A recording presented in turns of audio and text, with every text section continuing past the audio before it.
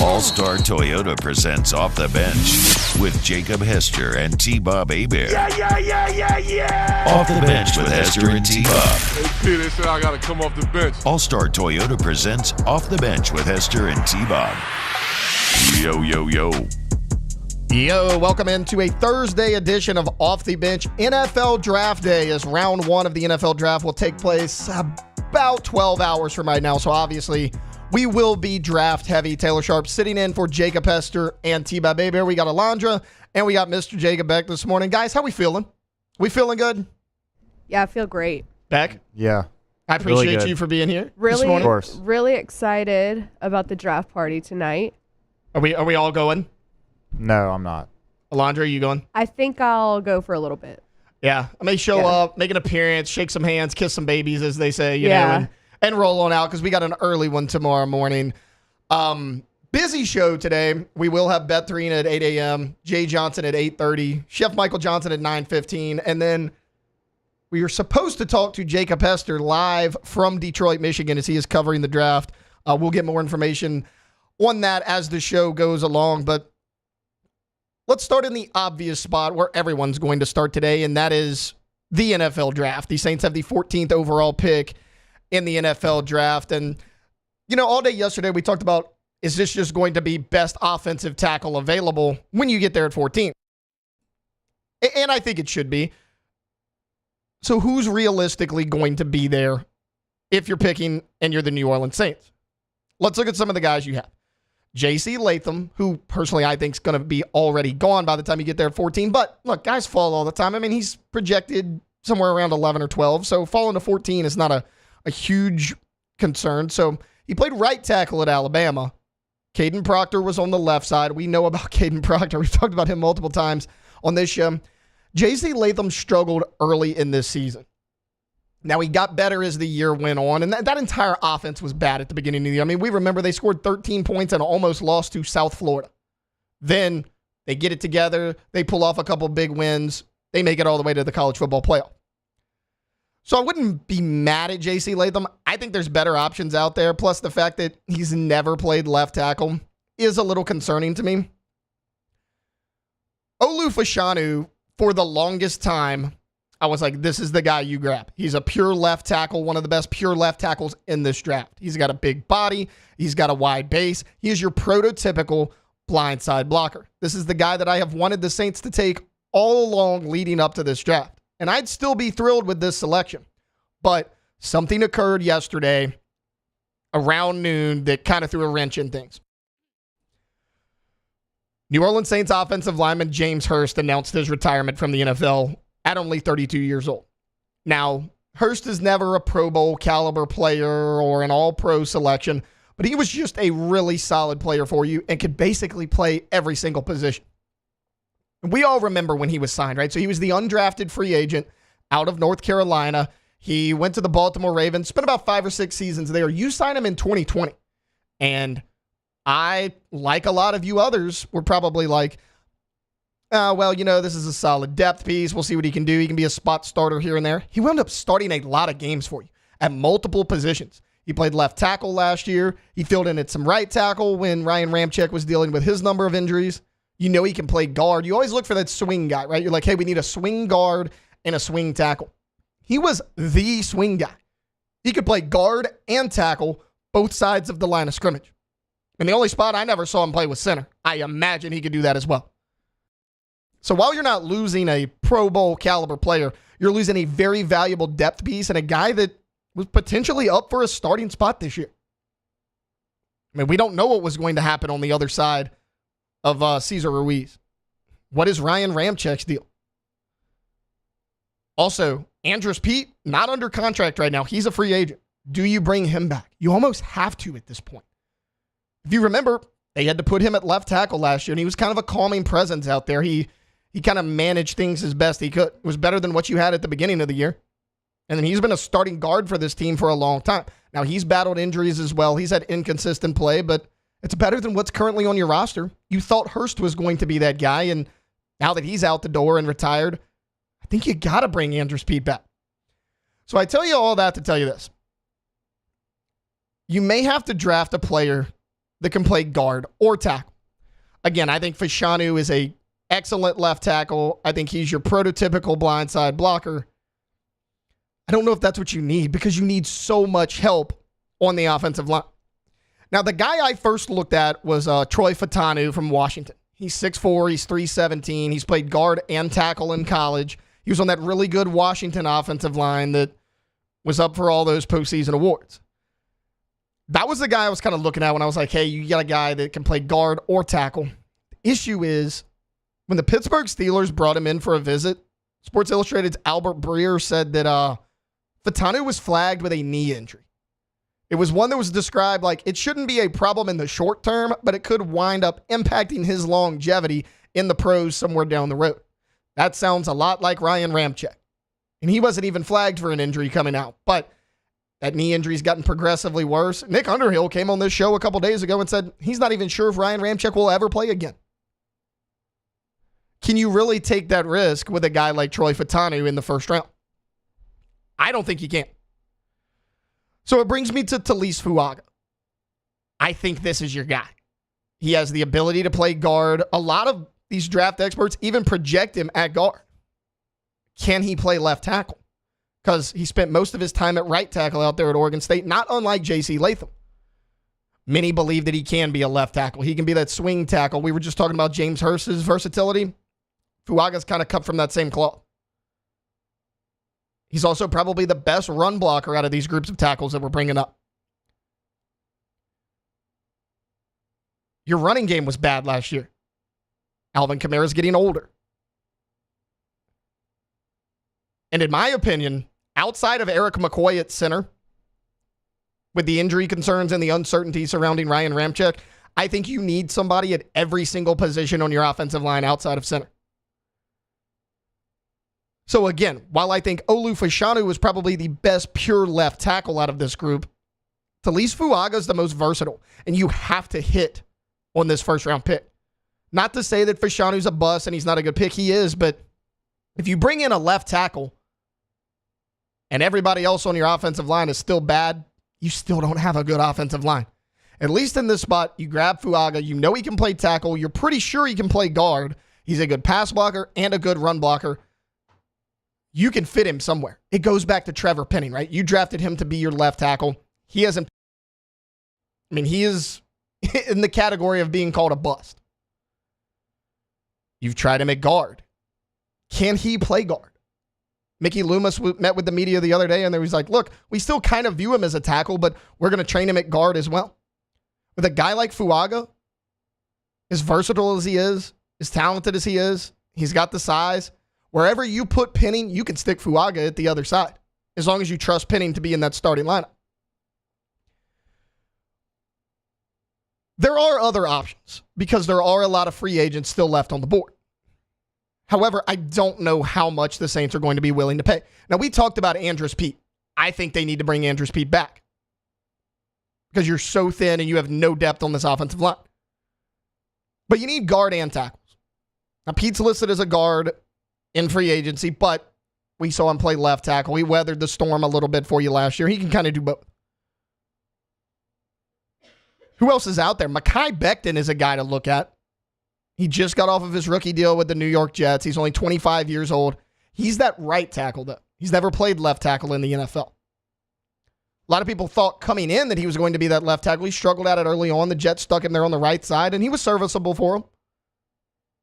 I mean, he was talented enough to be a first-round pick, big guy, about 6'8". That's somebody you would bring in as an insurance policy if you're really not sure about Ryan Ramczyk. How much are you willing to pay Mekhi Becton? What about Donovan Smith, the left tackle that was at Kansas City last year? Really good left tackle, only 30 years old. Again, I think he's going to command a lot more money. That's part of the reason him and Kansas City couldn't come to an agreement is because he wanted more money than they were willing to pay him.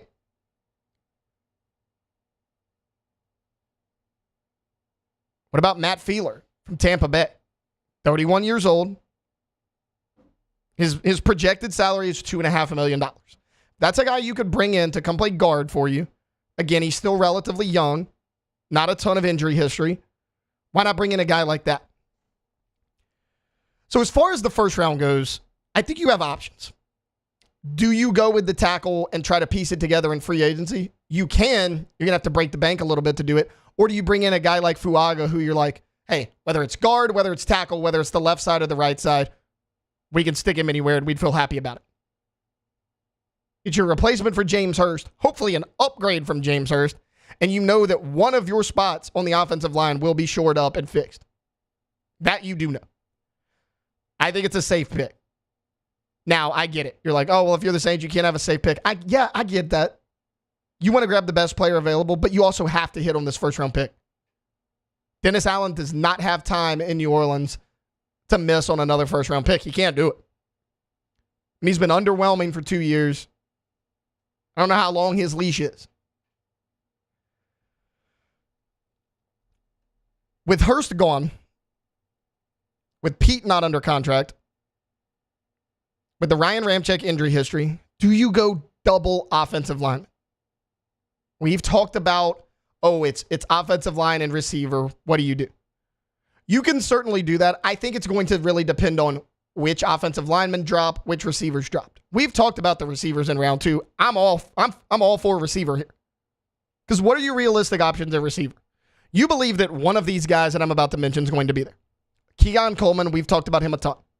He's the big-bodied receiver out of Florida State. Xavier Leggett, who, if all of these guys I'm about to mention are available, Xavier Leggett would be in my number 1. We talked about it with Ken Trahan yesterday. You bring in a Clint Kubiak. He loved to move Deebo Samuel around, let him carry the ball a little bit. And I get it, South Carolina product. It's a boring comparison, but they're almost the exact same size coming out of South Carolina. They run almost the exact same 40 time. They're both big-bodied receivers. I don't see why Kubiak couldn't use Xavier Leggett in a similar role. You also got Ricky Pearsall out there. He's a long, lengthy receiver. He made some nice plays at Florida in a Florida offense that was not very good. And then there's Ladd McConkey, a little bit of a smaller guy. He's going to be a pure slot receiver. He's athletic as heck. Can he make those big catches across the middle? And then Malachi Corley, the late riser from Western Kentucky. Man, this is a name that we continue to hear when it comes to risers in this draft. Some think he might be a first-round pick now. One of those guys is going to be there. At least by all assumption. I doubt all 6 of those guys go in the first round. And you pick pretty early on in the second. What tackles and guards could you get in the second round? Patrick Paul is a guy that's projected to be there. A lot of people like, is he a day 1 starter though? I think you need 2 day 1 starters, first round, second round. There's talented tackles. I think a lot of them need a little bit of time to develop though. Still think receivers probably the play in the second round. So look for the Saints to maybe do something in free agency to shore up that offensive line. Whether it's a guard, whether it's a tackle, who knows? But they need a lot of help, and I think they're going to do it in the first round tonight. The question is, which player do they take? Do they take the sure thing at left tackle that you know you can stick him there, or you take a guy like a Fuaga or a Fatanu that you can move around, play guard or tackle? We'll find out because the draft is about 12 hours from right now. All right, look, we're going to take a timeout. Coming back, the New Orleans Pelicans were on the hardwood last night. Spoiler alert, it did not go very well for them, but we're going to recap Pelicans-Thunder when we get back here on Off the Bench, 104.5 ESPN Baton Rouge. Off the Bench with Hester and T-Bob. ESPN Baton Rouge, New Orleans, Alexandria, and 1130 The Tiger. All-Star Toyota Baton Rouge, allstartoyotabatonrouge.com. Go to All-Star Toyota right off of Airline in Goodwood today, very conveniently located. Shout out All-Star. They just got me and my vehicle serviced up. I love it, right? Because when I bought the Siennas, I chose my level of warranty. And it's like what you're comfortable with, but I didn't even have to crack open my wallet for any of the services. Just good to go. And now, all those lights are off. And I mean, the engine lights and everything. It's just a good feeling after they've been on for a while. AllStarToyotaBatonRouge.com. AllStarToyota of BatonRouge.com. It is. It's like Christmas lights. You don't want to turn them off. No. I'm glad they're gone. Yeah, I mean, they'll certainly do that for you. Go check them out if you're buying new, if you're leasing, or if you're renting. We tell you about the rental process every single day because nobody does it like All-Star does it. Everything is available. It is per day rental prices, fantastic pricing. Even if it's just for one day, they have got you covered. Check it out all online at AllStarToyotaBatonRouge.com. Our listeners fire off their opinions on the jimsfirearms.net hotline at 499-1045. Keep listening for your next chance to shoot us your thoughts with the jimsfirearms.net hotline on 1045 ESPN Baton Rouge. Bayou Chrysler Dodge Jeep Ram is taking $11,000 off the new 23 Dodge Charger. We're open for business in our beautiful new showroom and taking $11,000 off the powerful new Charger.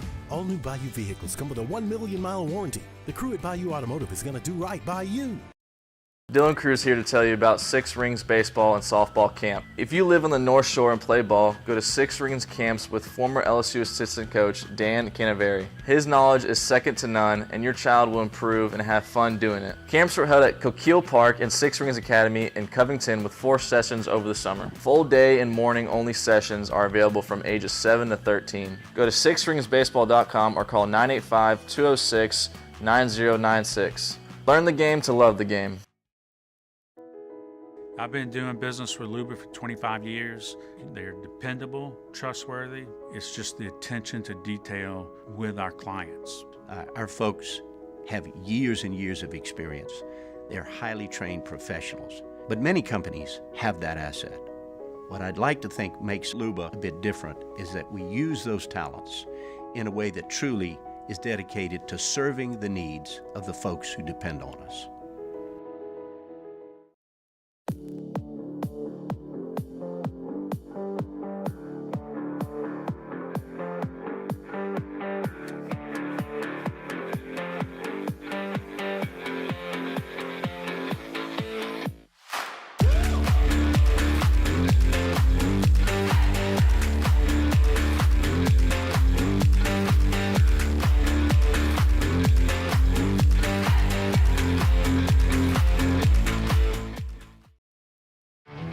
There it is, the extra mile, on the border of expected and extraordinary for those willing to go further, like vans customized for work or play, with safety and tech to keep you connected, supported by a 5-star sales, service, and finance team, and backed by the 1-star you know.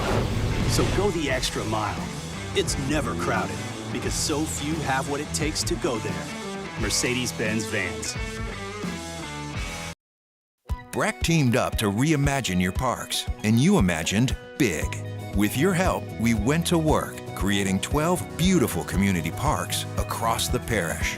A family-sized water park, miles and miles of trails, and parks just for your dogs.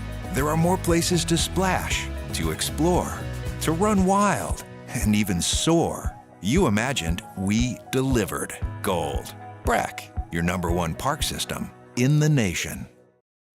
Gulf Coast Bank and Trust is giving our customers the power to bank anywhere, anytime during this challenging event. And we're right there with you. Our mobile banking app is a smart way. Charles Sandegriff joined me and Jimmy out for the Thursday edition of Live at Lunch from the original Walk-Ons, Burbank at Nicholson. Dwayne Colucci and Matt Humans join us from Las Vegas, and it is finally NFL Draft Day, Round 1.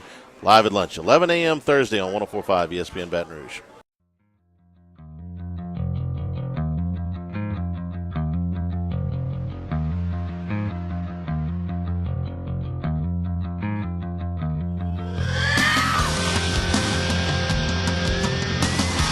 All-Star Toyota presents Off the Bench with Hester and T-Bob. ESPN Baton Rouge, New Orleans, Alexandria, and 1130 The Tiger. Welcome back into a Thursday edition of Off the Bench. Taylor Sharp here with you, sitting in for Jacob Hester and T-Bob Hebert. Hester out at the draft out in Detroit, who we will hear from at around 8:15 this morning.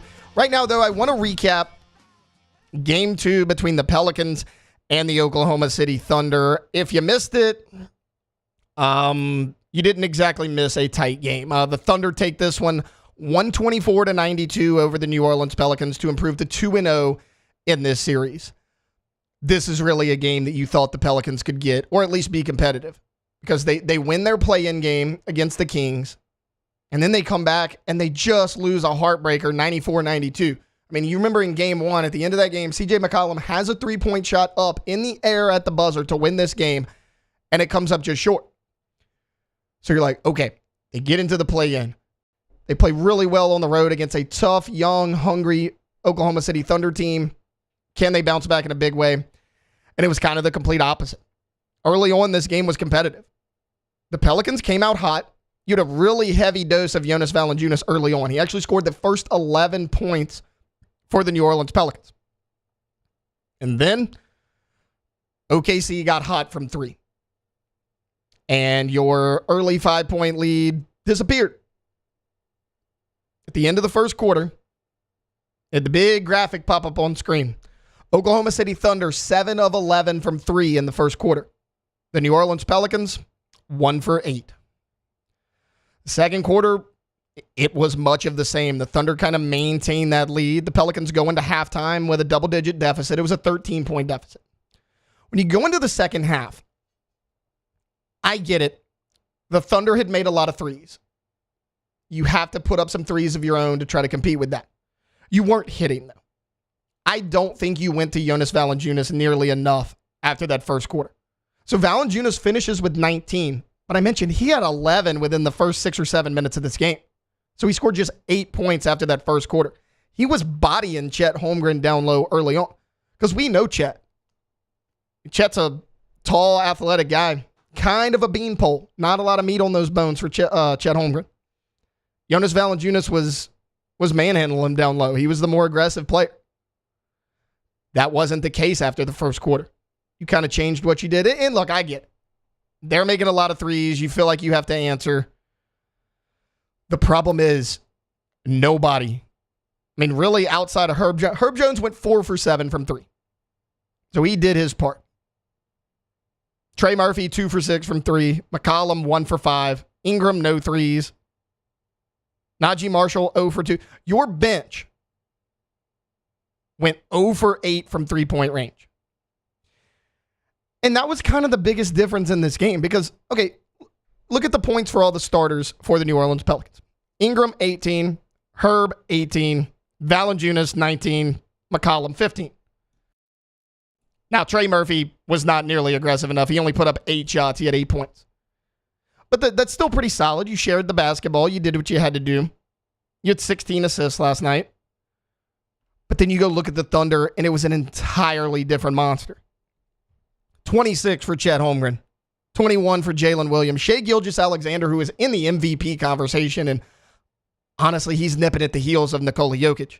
He had 33 points. Even Josh Giddey had 15. Lou Dort hit a ton of threes early on in that game. He had 3 in the first quarter. He went up finishing 4 for 6 from the 3-point line. We'll get into their 3-point shooting here in a minute. He finished with 15. Now, they didn't get much production off of their bench as well, but that's the thing, right? When you're playing an opponent at their house and their starters are so hot that they're running you off the floor, you got to get some production from your bench, and it wasn't there. And you went to some guys who you value as 3-point shooters. Jose Alvarado, 0 for 3 from 3. Jordan Hawkins got some minutes, 0 for 2. Dyson Daniels, 0 for 1. Najee Marshall, 0 for 2. It just was not happening for you. And if you look at the total box score, that kind of tells the tale, right? Field goal percentage, you shot 45% as a team, did the New Orleans Pelicans. Not bad. Now, OKC shot 59, but part of that's from their threes. From 3, you were 7 of 26 as a team. Oklahoma City, 14 of 29. So they double you up with 3-point makes. You shot 26%. The Thunder, 48% from 3. It is hard to beat a team that is that hot from 3, and they have their home crowd behind them. Everything else outside of your 3-point shooting was fairly even. Free throws, you both shot 90%. Pelicans were 19 of 21, OKC 18 of 20. So dead even there from the foul line. Rebounds, this was interesting because that's where the Pelicans kind of in the first game, if you remember, that's really what kept them in the ballgame for a lot of the game. And that's why it was lower scoring. You remember it was the 94-92 game. You got out-rebounded in this game, and you out-rebounded them by 8 in game 1. In game 1, you had a 52-44 rebound advantage. It was flipped this time. OKC beat you 37-35. Remember all those offensive boards you got last game that kept you in it? It wasn't there. Just 8 offensive rebounds for the Pelicans last night. I thought they shared the ball better than you last night as well. 25 assists for OKC, 16 for you. And this is what has killed you in both games. I get it. The three-point shooting, we've already talked about it. Last game, they weren't that hot from three. But the transition offense for Oklahoma City, when they are out on a fast break, has killed you 2 games in a row. They are a little bit younger than you. They're a lot faster than you. They all have length. You have to do a better job of getting back on transition defense, slowing down those fast breaks. 2 games in a row now, it's hurt you. Part of that is you have to cut down on your turnovers. Oklahoma City turned the ball over 9 times last night. The Pelicans, 18. So again, they double you up on three-point makes. You double them up on the number of turnovers. So you have a team that's shooting hot from 3. Now they're getting the turnovers. They're getting out in transition for easy, fast break buckets. Again, everything else outside of that's even. Points in the paint, 46, 48. Even fouls were pretty even. But that was it, right? It was the three-point shooting and the fast breaks. I don't know what you do to fix this. You can work on your transition defense if you want. You got a couple days off. You come back to your home crowd. I don't know if that's necessarily a good thing. I mean, we joked about it a lot going into the play-in game, but it has some merit to it. This is a Pelicans team that had been a lot better on the road this year than they were at home. Now, the same could be said for OKC. They're excellent at home. They were 33-8 this year at home. That's very good. But the Pelicans had more wins on the road than they did at home and a better winning percentage. So now you're coming back to the Smoothie King Center. You're down 0-2. And look, you can get your home crowd behind you. If you get this next game, it's an entirely new series because it's just a 2-1 advantage for OKC. And then you have a chance to double them up at home. Tie that up 2 games apiece. Right now, though, are you going to get better at shooting threes? Because early in the year, and even towards the latter part, you were very efficient from 3. You didn't take a ton, but you were efficient. That efficiency's kind of gone away. We saw it a little bit in that play-in game against the Kings. Now it hurts you against the Lakers. I thought you settled for too many shots in that game. And then 2 games in a row here. It's not just this game. I get it. You shoot under 30% from 3, but in the first game, you went 11 of 39. That's 28%. So you shot about the same percentage from 3 in game 1 as you did game 2. And it's guys that you thought you could count on. Again, Murphy was struggling. Jordan Hawkins struggled from 3. Najee Marshall, nothing. Not a single bench player hit a three-pointer for you last night. They were 0 for 8. Starters weren't much better. Ingram didn't even attempt a 3. He's a good shooter. He's got to be more aggressive. And he's still getting back into the groove of things. He's been hurt for a while. I understand that, but you've got to do a better job of transition defense. If you're not hitting threes, you're not hitting threes. Can you slow them down, though? And maybe you can't from the three-point line, but those easy transition layups on the fast break has to be something that's corrected.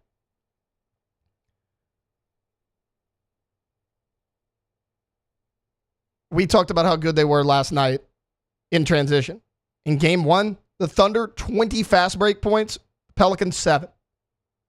That's a trend. It's an ugly trend if you're a Pelicans fan, too. You got to do something to get it fixed. Can Willie Green do it? We will find out later in the week as this series comes back to New Orleans with the Pelicans in a 2-0 hole to the Oklahoma City Thunder. All right, we're going to take a quick timeout. Coming back on the other side of this, look, it is draft day in the NFL. We see mock drafts all on the TV here in studio. I'm going to give you my own mock draft. We're going to do the top 10 or 15 picks. We'll hit on that when we come back here on Off the Bench, 104.5 ESPN Baton Rouge. Off the Bench with Hester and T-Bob. CentralPlumbing.org, 925-8552, 925-8552. Go to CentralPlumbing.org today if you have any plumbing problems, man. The Payne family's been at it for 50 years, guys. It's 5 decades to take care of your plumbing needs. What does that mean? It means a few things. You can't hit them with a problem they don't know how to solve. I don't care if it's an old house, new house, business, residential, whatever, they got you. They have a massive fleet that can service you. They have flat rate pricing. Everybody's licensed, bonded, and insured, and an excellent warranty coverage once the work is done. So you need your pipes fixed. You need to lace some pipe. You need a new toilet. Whatever the case may be, you want to go to CentralPlumbing.org. Good to know, T-Bob. Go to CentralPlumbing.org. That is the website where you can see what they can do for you in the remodel game. Yeah, I don't know why. It's like, I didn't even think we had any problems, but sure enough, keep showing up at the house. See that truck outside every afternoon. especially when I'm not supposed to be there. In times of need, get a full list of phone numbers, websites, and other important emergency information on the Demco Stormwatch page at 1045ESPN.com. There it is, the extra mile, on the border of expected and extraordinary, for those willing to go further, like vans customized for work or play, with safety and tech to keep you connected. Supported by a 5-star sales, service, and finance team. And backed by the 1-star you know. So go the extra mile. It's never crowded because so few have what it takes to go there. Mercedes-Benz Vans.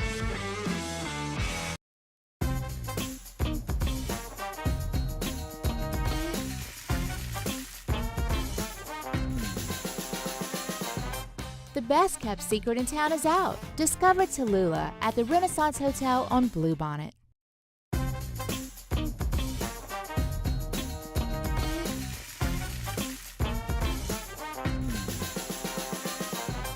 The best kept secret in town is out. Discover Tallulah at the Renaissance Hotel on Bluebonnet. Elevate brand visibility, ignite customer engagement with the power of radio and digital advertising combined. Guarantee Digital Media brings the two together as a trusted media partner in Louisiana for nearly a century. Claim your free digital audit at guaranteemedia.com. Electricity is all around us, and our families depend on it. Every day is sparked by the power of a cold drink or a warm meal, a movie night, and a comforting light at the end of a dark hallway. From sunrise to sunset, playtime to bedtime, our team is ready to take care of your electrical needs. Even in the case of an after-hours emergency, the light in your life shines brighter with Mr. Electric. Hey, it's Matt Moscona. For years, you've heard me tell you about Insurance Network of Louisiana, helping you find better coverage for less money. But it's not just for your home and auto. They also offer commercial property, so retail stores, professional offices like doctors, dentists, attorneys, clothing boutiques. Insurance Network of Louisiana can find you better coverage for less money. They service the entire state of Louisiana, and they're local. So call today at 293-0450 or lainsurance.net. Yo, Jake here from my friends over at Community Steel Company located in Gonzales, Louisiana.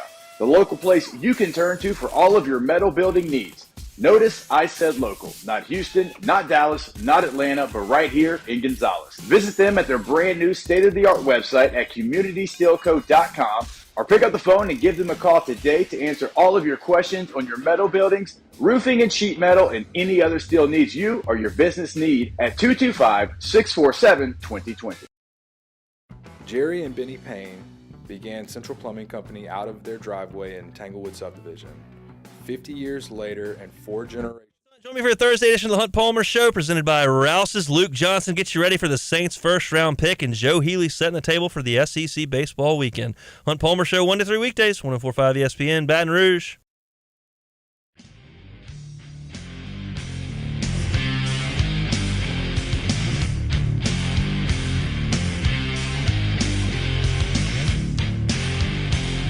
All-Star Toyota presents Off the Bench with Hester and T-Bob. ESPN Baton Rouge, New Orleans, Alexandria, and 1130 The Tiger. All right, welcome back into Off the Bench. Taylor Sharp sitting in for Jacob Hester and T-Bob Hebert. They will be back on Monday. It's draft day, y'all. The first round of the NFL draft taking place about 7 o'clock tonight, so we're a little under 12 hours away from the 2024 NFL draft. Look, we've seen mock drafts left and right. Wanted to kind of give my own here. We're only going to do the top 10 or 15 picks. We're not going to make this kind of long. We'll run through it here a little bit. I mean, the top of the draft is going to be obvious, but when you get to that 6, 7, 8, 9 range, I think that's where teams could go in a lot of different directions. And we'll dive in. We're going to hear this sounder right here at 7 o'clock when the Chicago Bears are on the board. All right, look, with the first pick, we all know it's coming. It's been said for months now. It's going to be Caleb Williams, the quarterback out of USC. Is this the right pick? I've said here for months now and said I don't think it is. I'm not going to change my opinion now, but that's who it's going to be nonetheless. I mean, all signs have pointed to this. They've got receiver help in the offseason. We saw him bring in Keenan Allen to pair him with DJ Moore. You got Cole Kmet there, so you have receiving threats. You upgraded at the running back position as well. All you need is that quarterback to put it all together. Is Williams the right guy? We're going to find out. Here's where it gets interesting, though, at number 2 with the Washington Commanders. There's been a lot of talk. Is it Jaden Daniels? Is it Drake May? Daniels has kind of shown his frustration in recent days with that visit where they brought in 4 quarterbacks at around the same time. Started trending Drake May's way a little bit. Jaden expressed his desire to play for the Las Vegas Raiders. I don't think the Raiders can trade up to number 2. And I think the Commanders do what they're supposed to do, and I think they take Jaden Daniels here, the quarterback out of LSU. Look, we here in Baton Rouge saw Jaden play all year. Just big play after big play. His biggest issue coming into last season was, can he throw the deep ball? He was the most accurate deep ball passer in college football this year. If there's a weakness in his game, it's just his size, and can he hold up in the NFL running the way he does? But if he does, you're getting a heck of a player there. Probably the best athlete in this draft. I think the Commanders make the right pick here, and they take Jaden Daniels. What about the Patriots at number 3, though? It's going to be Drake May. I know a lot of people are saying, well, the Patriots are going to trade out of this spot. They could, but I don't see how they could afford to do that. The quarterbacks on your roster right now are Jacoby Brissett and Bailey Zappi. If you felt good about Bailey Zappi, you would have started him over Mac Jones, first off, and you would not have brought in Jacoby Brissett. If the season started today, I believe it would be Brissett, not Zappi, that would be your starting quarterback. I don't know how good you feel about that. You got to bring in a young guy to compete. I think it's Drake May. I think he's the day one starter out there in New England. Now, what about Arizona?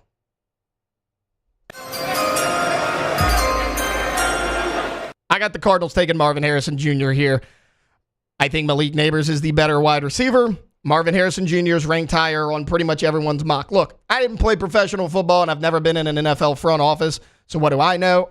I think Malik Nabers is a little bit of a safer pick. I think he played against tougher competition, and I think he showed out in big-time games a little bit more than Marvin Harrison Jr. But at the end of the day, I still think Harrison is a really talented player. I think you're splitting hairs. I think if you asked 20 different people, you may get 15 to 20 different answers as to who they like best and why. So I like that there. At number 5 overall, it's the LA Chargers, but I got them trading that pick. I got the Minnesota Vikings moving up to number 5. And in exchange, they give the Chargers the number 11 and the number 23 pick. Remember, the Vikings have 2 of these first-round picks. Why would you move up into the top 5? It's to take your quarterback of the future. They do not have one right now. It would be Sam Darnold if you started the season. Spoiler alert, if you start Sam Darnold, you don't have a quarterback.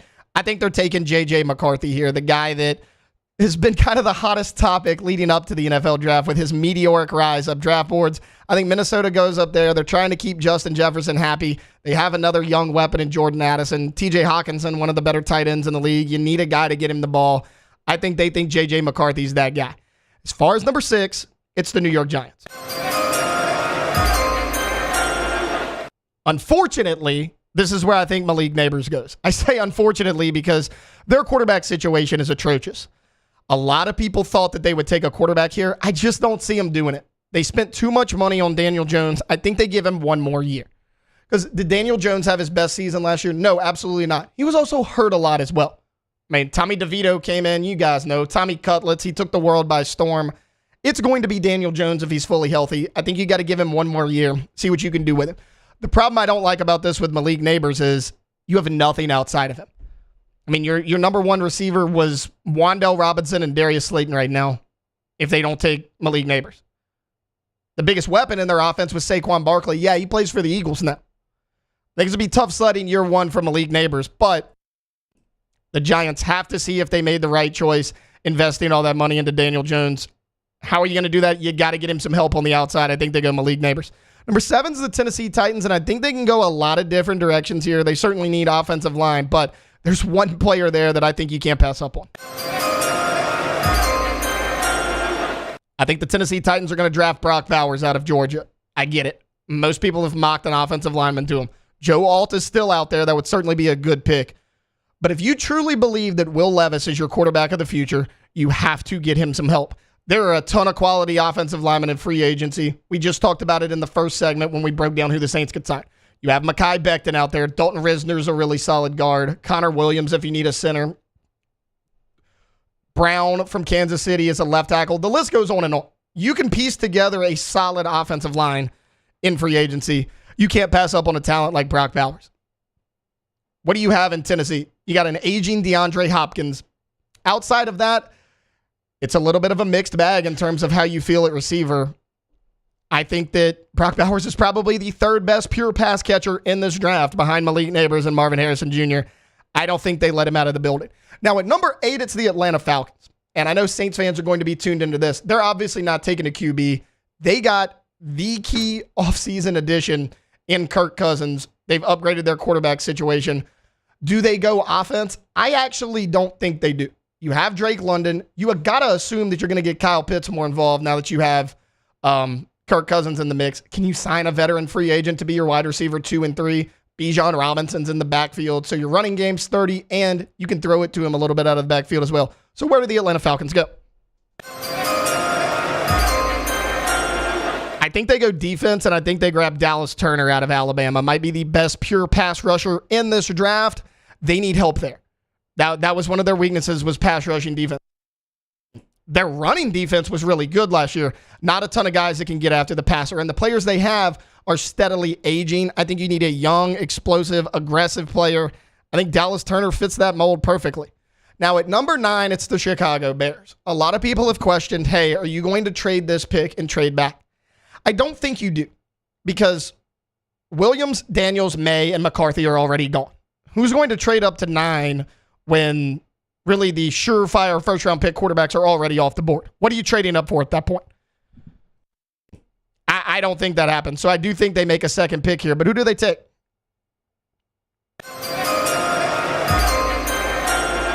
I think they get their left tackle for Caleb Williams. Look, we talked about all the receiving threats they have. The running back situation's pretty solid out there. You have what you believe to be your franchise quarterback. You got to get him some protection. I get that Justin Fields was erratic at times. He was also running for his life at times. That offensive line needs to be shored up. I think they take the best left tackle in the draft. I think they get Joe Alt from Notre Dame. I considered putting Alt there at 7 with Tennessee, but Tennessee needs so many pass catchers. I wound up going Brock Bowers. So I think Joe Alt falls a little bit in this draft. A lot of people projected him at about that 5 or 6 range. I think he goes 9 to the Chicago Bears. All right, look, I want to run through these rests real quick since we are going a little long. I don't need the draft sounder anymore, but for the New York Jets, this was a spot that a lot of people had Brock Bowers go in if he fell. I don't like that. Aaron Rodgers is not good with tight ends. Plus, I already have Brock Bowers off the board. You do need another receiver outside of Garrett Wilson, though. I think Roma Dunze is the best available, so I like them at 10, taking Roma Dunze out of Washington. As far as 11 goes, remember, I had the Chargers at 5, had them trading back with the Minnesota Vikings. I think they go J.C. Latham.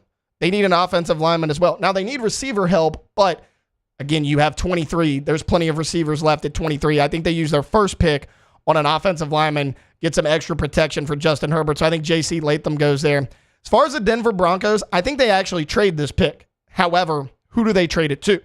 Bo Nix probably fits Sean Payton's system better than any quarterback in this draft. But do they take Bo Nix at 12? That's a little high for him. I think if they trade back, they could get him a little bit later in the first round. I'll give them Bo Nix right now because I don't know who they're going to trade this pick with, but keep an eye out on the Denver Broncos. I think they could trade back.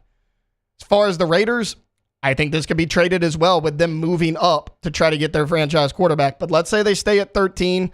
They need help on the defensive side of the ball. I think it's Terry and Arnold.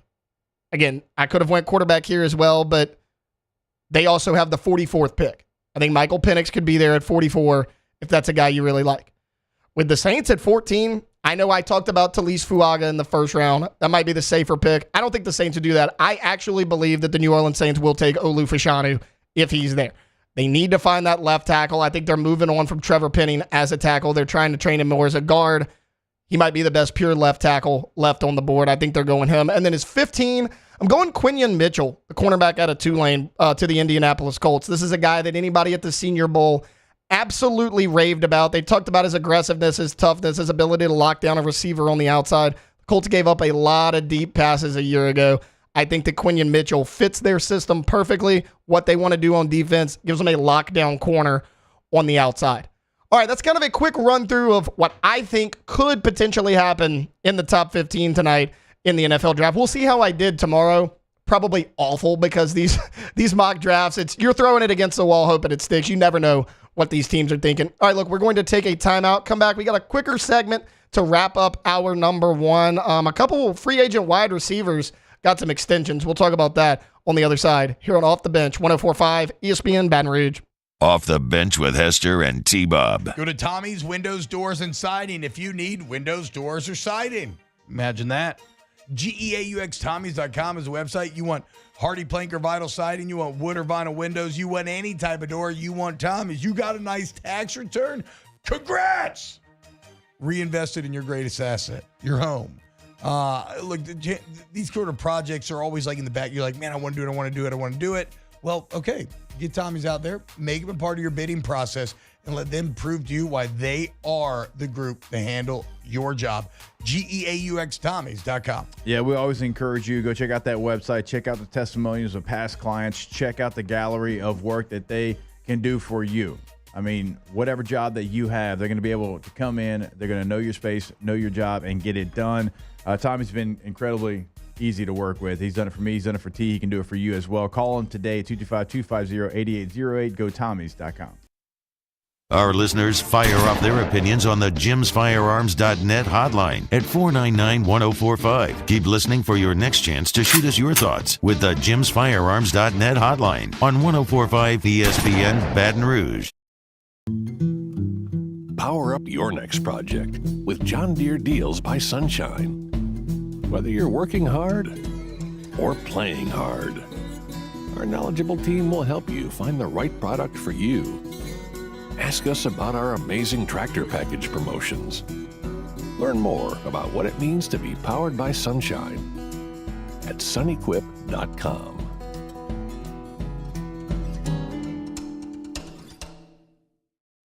Bayou Ford has $10,000 off F-150s, $10,000 off the new F-150 truck, plus 1.9% for 72 months. And all new Bayou Ford vehicles come with a 1 million mile warranty. The crew at Bayou Ford is going to do right by you.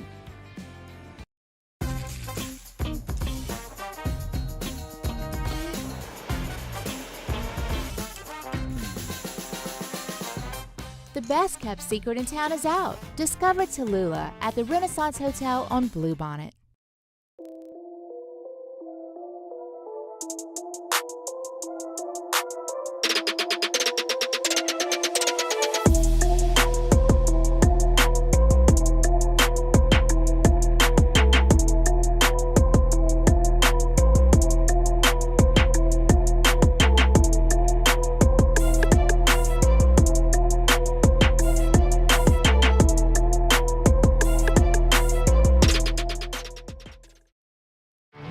There it is, the extra mile, on the border of expected and extraordinary for those willing to go further, like vans customized for work or play, with safety and tech to keep you connected, supported by a 5-star sales, service, and finance team, and backed by the 1-star you know. So go the extra mile. It's never crowded, because so few have what it takes to go there. Mercedes-Benz Vans. I've been doing business with Luba for 25 years. They're dependable, trustworthy. It's just the attention to detail with our clients. Our folks have years and years of experience. They're highly trained professionals. But many companies have that asset. What I'd like to think makes Luba a bit different is that we use those talents in a way that truly is dedicated to serving the needs of the folks who depend on us. Dylan Cruz here to tell you about Six Rings Baseball and Softball Camp. If you live on the North Shore and play ball, go to Six Rings Camps with former LSU assistant coach Dan Canaveri. His knowledge is second to none, and your child will improve and have fun doing it. Camps were held at Coquille Park and Six Rings Academy in Covington with 4 sessions over the summer. Full day and morning only sessions are available from ages 7 to 13. Go to sixringsbaseball.com or call 985. Moscona inviting you to join us for Thursday's AFR. Draft day is finally here. We're getting you set for round 1 of the NFL draft with all the latest news, notes, and tidbits. So join us for Thursday's AFR 3 to 6, 104.5 ESPN Baton Rouge.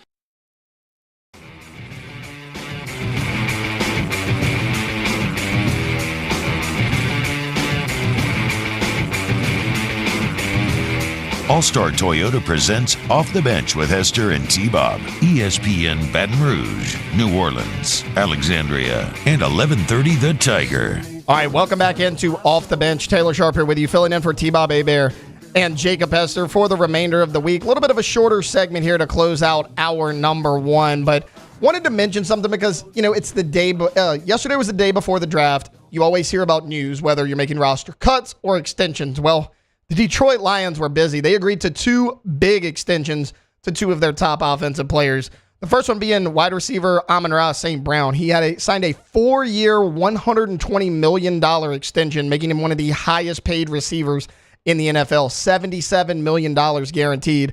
And then offensive tackle Penei Sewell, 4 years, $112 million. This comes from Adam Schefter of ESPN. Look, I like both of these moves. We saw the Detroit Lions last year almost make it to the Super Bowl. They lose to the 49ers in that NFC Championship game. You have a nice young core there in Detroit, whether it's St. Brown, whether it's Penei Sewell. Sam Laporta looks like one of the better tight ends in the NFL. You got David Montgomery and Jahmyr Gibbs back there running back.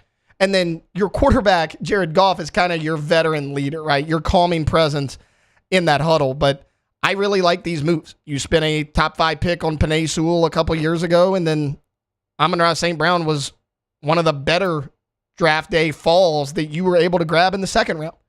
And he's been a top 10 receiver, arguably, the past 2 years. I love both of these moves. You have to keep your good young players in-house. Take notes, Jerry Jones.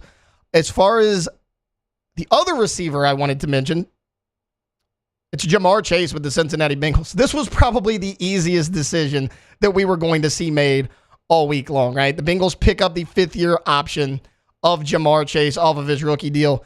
Now, I know what you're thinking. Okay, great. He's a Pro Bowl receiver. He's a top 5 receiver in the NFL. They picked up his 5th-year option. Big deal.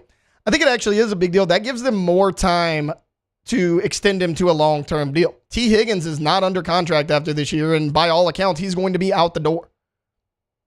You would have loved to have kept both of these guys, but you have to keep Joe Burrow and Jamar Chase together. They have such a good connection. Going back to their LSU days that we all saw, I think this is a really good idea. You pick up the 5th-year option. You have another year to plan out what you want to do. You've already paid Joe Burrow his massive deal. It doesn't look like you're paying T. Higgins. You traded away Joe Mixon to free up a little bit of money. Use that money on Jamar Chase because you're not paying Higgins. You're no longer paying Mixon. Again, a lot like Detroit. You have to keep this young core together. Cincinnati Bengals are in win-now mode. They are in win-now mode. 2 years ago, you saw them get to the Super Bowl. Last year, before they had all the injuries, they started playing pretty well. Then Burrow goes down, and, I think Jake Browning did what he could. I think he played better than a lot of people thought he would, but with Burrow under a long-term deal, you signed Jamar Chase to a long-term deal, you shore up that defense, you just went younger at the running back situation with Zach Moss. I think you have every opportunity to make another run at this thing. Again, you still have to battle Patrick Mahomes and the Kansas City Chiefs. They're not going away. I understand that. They're also not getting any younger. Josh Allen and the Buffalo Bills are there, but they just lost Stephon Diggs. What are they going to do at wide receiver? I mean, your best 2 pass catchers right now for the Buffalo Bills are Dawson Knox and Dalton Kincaid, who both play tight end for you. Gabe Davis is now with the Jaguars. Stephon Diggs is now with the Texans. What's that offense going to look like? Josh Allen is a great NFL quarterback, but he can't do it all by himself. I love this move from the Cincinnati Bengals. It's not surprising, but given what the teams around you are doing, given the uncertain future of T. Higgins, you've already moved on from Tyler Boyd. You had to keep one of your core pieces in there alongside Joe Burrow, and you've done that. Who's next up in the receiver room to get paid? I mean, I would think it has to be Justin Jefferson and the Minnesota Vikings, right? He's proven to be, in my opinion, the best wide receiver in the NFL. You got to pay him what he's worth. A lot of people were like, do you trade Justin Jefferson to move up in the draft? You can't trade Justin Jefferson. I get it. You want that quarterback, but all those quarterbacks, every single one of them in the draft, you have no idea what they're going to do. You know that you have the best player at a premier position in the National Football League. You can't get rid of him.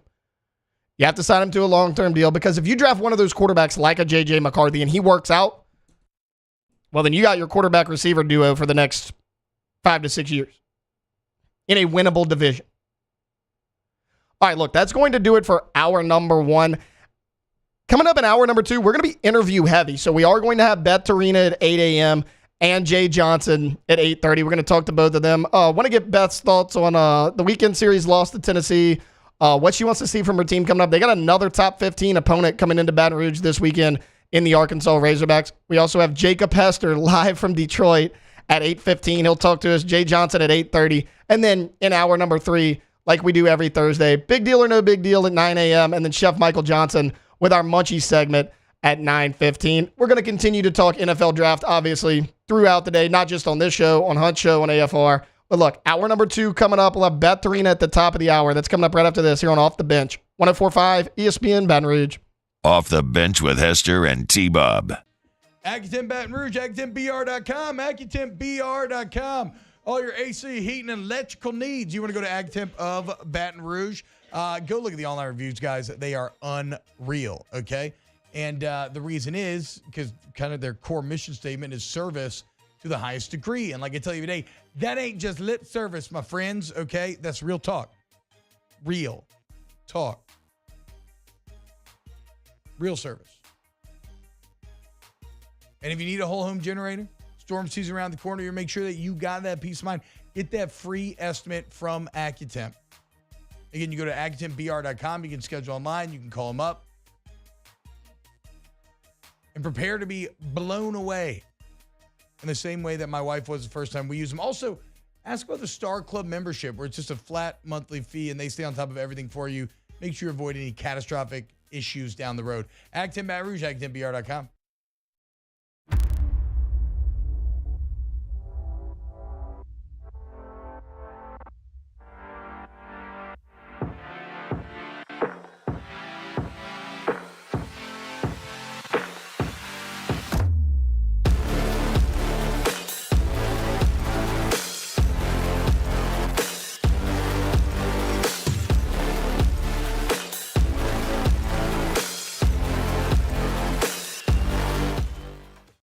Hey, it's Matt Moscona. For years, you've heard me tell you about Insurance Network of Louisiana, helping you find better coverage for less money. But it's not just for your home and auto. They also offer commercial property. So, retail stores, professional offices like doctors, dentists, attorneys, clothing boutiques. Insurance Network of Louisiana can find you better coverage for less money. They service the entire state of Louisiana, and they're local. So call today at 293-0450 or lainsurance.net. Yo, Jake here from my friends over at Community Steel Company located in Gonzales, Louisiana. The local place you can turn to for all of your metal building needs. Notice I said local, not Houston, not Dallas, not Atlanta, but right here in Gonzales. Visit them at their brand new state-of-the-art website at communitysteelco.com or pick up the phone and give them a call today to answer all of your questions on your metal buildings, roofing and sheet metal, and any other steel needs you or your business need at 225-647-2020. Jerry and Benny Payne began Central Plumbing Company out of their driveway in Tanglewood subdivision. 50 years later and 4 generations down the road, we continue to serve Baton Rouge and the surrounding areas for all of their plumbing needs. Residential, commercial, industrial, or hospitality, Central Plumbing is here 24/7, 365. We want to thank our customers, family, and friends for 50 years of success. And looking forward to 50 more. Power up your next project with John Deere Deals by Sunshine. Whether you're working hard or playing hard, our knowledgeable team will help you find the right product for you. Ask us about our amazing tractor package promotions. Learn more about what it means to be powered by sunshine at sunequip.com.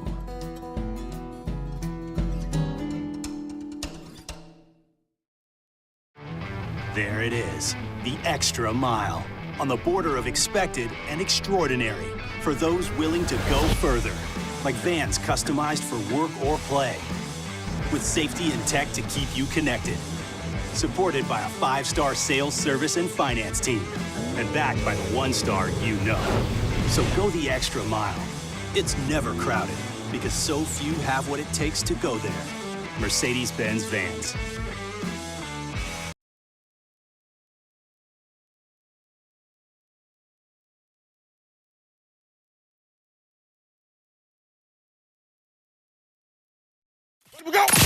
All-Star Toyota presents Off the Bench with Jacob Hester and T-Bob Hebert. Yeah. Off the Bench with Hester and T-Bob. Hey, P, they said I got to come off the bench. All-Star Toyota presents Off the Bench with Hester and T-Bob.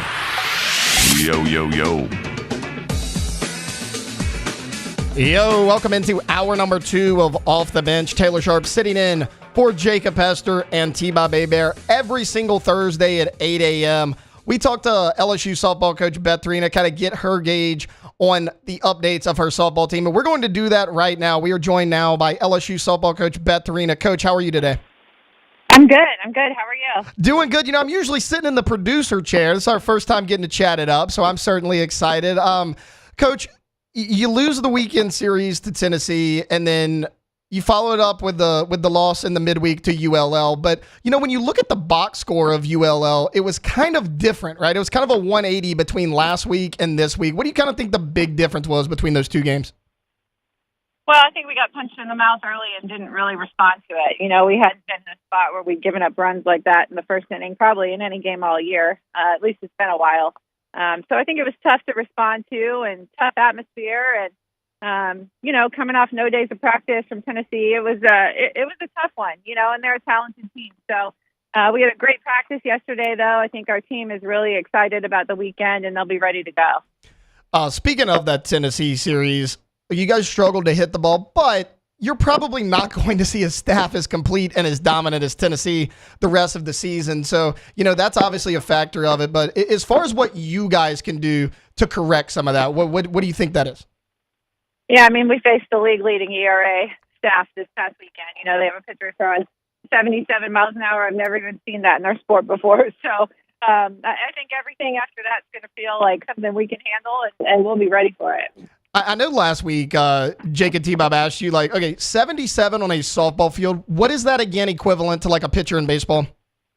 Well, I don't know. 100 is 70. 70 in softball is 100. So I'm not, math is not my strong suit. I have a guy for that, so I can ask him to do that for you. Okay, basically you faced Paul Skeens on the mound. That's what we're going to go with. I would say plus. Okay, I would say plus that, truthfully. Paul Skeens really plus. Would. Okay. All right. We got. As far as your batting order moving forward, because look, it's the SEC. You know all too well. It's not going to get any easier. I mean, you got another top 15 team this weekend in the Arkansas Razorbacks. What is the biggest challenge they present to you? Well, they have two left-handers on the mound, and we have that left-handed heavy lineup, so that'll be interesting, you know, to face. And then their right-hander is very different than everybody else in the league. A little bit of a soft thrower, down ball, very different look. And she's had some big success coming off a Pitcher of the Week award this week from playing Alabama. So there'll be a challenge there on the mound again, week after week. That's what we're going to get. Could we potentially see a change in the LSU batting order because of that? What does that look like? Well, I think, you know, we mixed it up a little bit on Tuesday night, just trying to find the right combination, trying to put the ones that are hot in the right spaces. And, you know, we've added Madison Manning to third base. She's done a really good job defensively over there. So, you know, she'll continue to get some at-bats. And I think we'll see in the next day or two of practice here, too, of what we want to go with. Speaking of Madison Manning, that's actually where I wanted to go next. So I actually, me and one of the other producers in here, we board up the LSU games, whether it's basketball, baseball, softball. I was on the board for you guys the other night, and, you know, Madison Manning stuck out to me. She didn't get any hits, but she made big contact, right? She hit the ball hard. It just went right into the glove of the opponents, and I thought she looked really good at third base. I mean, that's kind of been your biggest struggle replacing Danica Coffey, right? Missing that glove over there at third base. What did you see from Madison Manning? I thought she did a great job, and, like, what a tough spot we put her in. You know, she hadn't even been out there yet. She was just a person that was kind of a slow starter when she got here and had a lot of room to grow, but she's continued to work, and, you know, we really felt like she was ready for an opportunity, and I think she proved us right. I thought she did a great job. As far as your pitching goes, Sydney Berzon has been excellent this year, but whether it's in a starting role or, the other day against ULL, you get in a bind, it seems like that is the player that you guys always go to. How big has she been for you this year? Well, she's an incredible talent. I mean, what she can do on the mound is really special. And I think when we add her to Kelly Lynch, who is such a different look than her, I think our, 1-2 punch is really, really tough. I think tough to prepare for, 2 totally different looks. So I think, Sydney is extremely special in her talent, but I think, Kelly Lynch just makes her better as well. As far as Kelly Lynch goes, she threw the no-hitter the other day, about 2 weeks ago. She's been really solid for you as well. And then you have Raylan Chafin, who she got touched up against ULL. You mentioned it. You got punched in the mouth early on, didn't respond as well. I mean, how much of an advantage is that for you guys to have 3 solid pitchers that you can go to at any moment? Yeah, without question. And they're all so different. That's the key, I think, is that it's 3 completely different looks, 3, days of practice that you're having to prepare for us. You're having to work on 3 completely different swings and, timing, tempo, all the things. You're having to really make change, and I think that's what makes us tough on opponents. Now, Coach, look, you got 2 weekend series left. This is your SEC wrap up here. Then you have Liberty to close things out. So with Liberty, it's not an SEC opponent, but a quality opponent nonetheless. What are you looking forward to in that series? Yeah, I think it'll be a really good weekend. It'll be our senior weekend, so we'll honor our seniors, which, it's such a big group of them, and they're so special what these guys have brought to this program. So I think that'll be an awesome weekend. Just have everybody out at the park to honor them and, play a really great program in Liberty. They're, a top 35 RPI team. They're having a great year, so I think it'll be a really fun series. Minute to catch our breath out of SEC play and get ready for the next SEC tournament. Well, as far as SEC play, look, we mentioned it, a top 15 matchup this weekend against Arkansas. That series is sold out. I mean, are you guys looking forward to getting back to Tiger Park in front of that raucous crowd?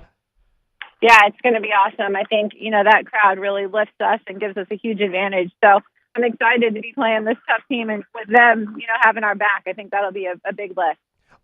Okay, before I get you out of here, Coach, you mentioned it. You're looking to SEC tournament play, obviously postseason play beyond that. You guys have big aspirations this year. What's kind of some of the main things you want to see from your team as you head into postseason?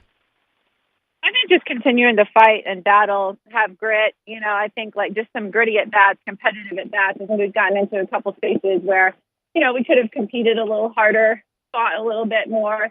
So I'd like to see them just compete in the box a little bit more, have a little bit of consistency. And then when we've played solid defense, when we've played errorless defense, we've been really tough to beat. So I think if our defense just keeps working, and we always say first 1 to 21 out. So, just making the routine plays, finding outs. I think when our defense has done that, we've been pretty close to unbeatable. All right, Coach. I'll let you go. I know you're super busy. You're probably game planning for the Razorbacks this weekend. Thanks for hopping on with us. Thanks so much.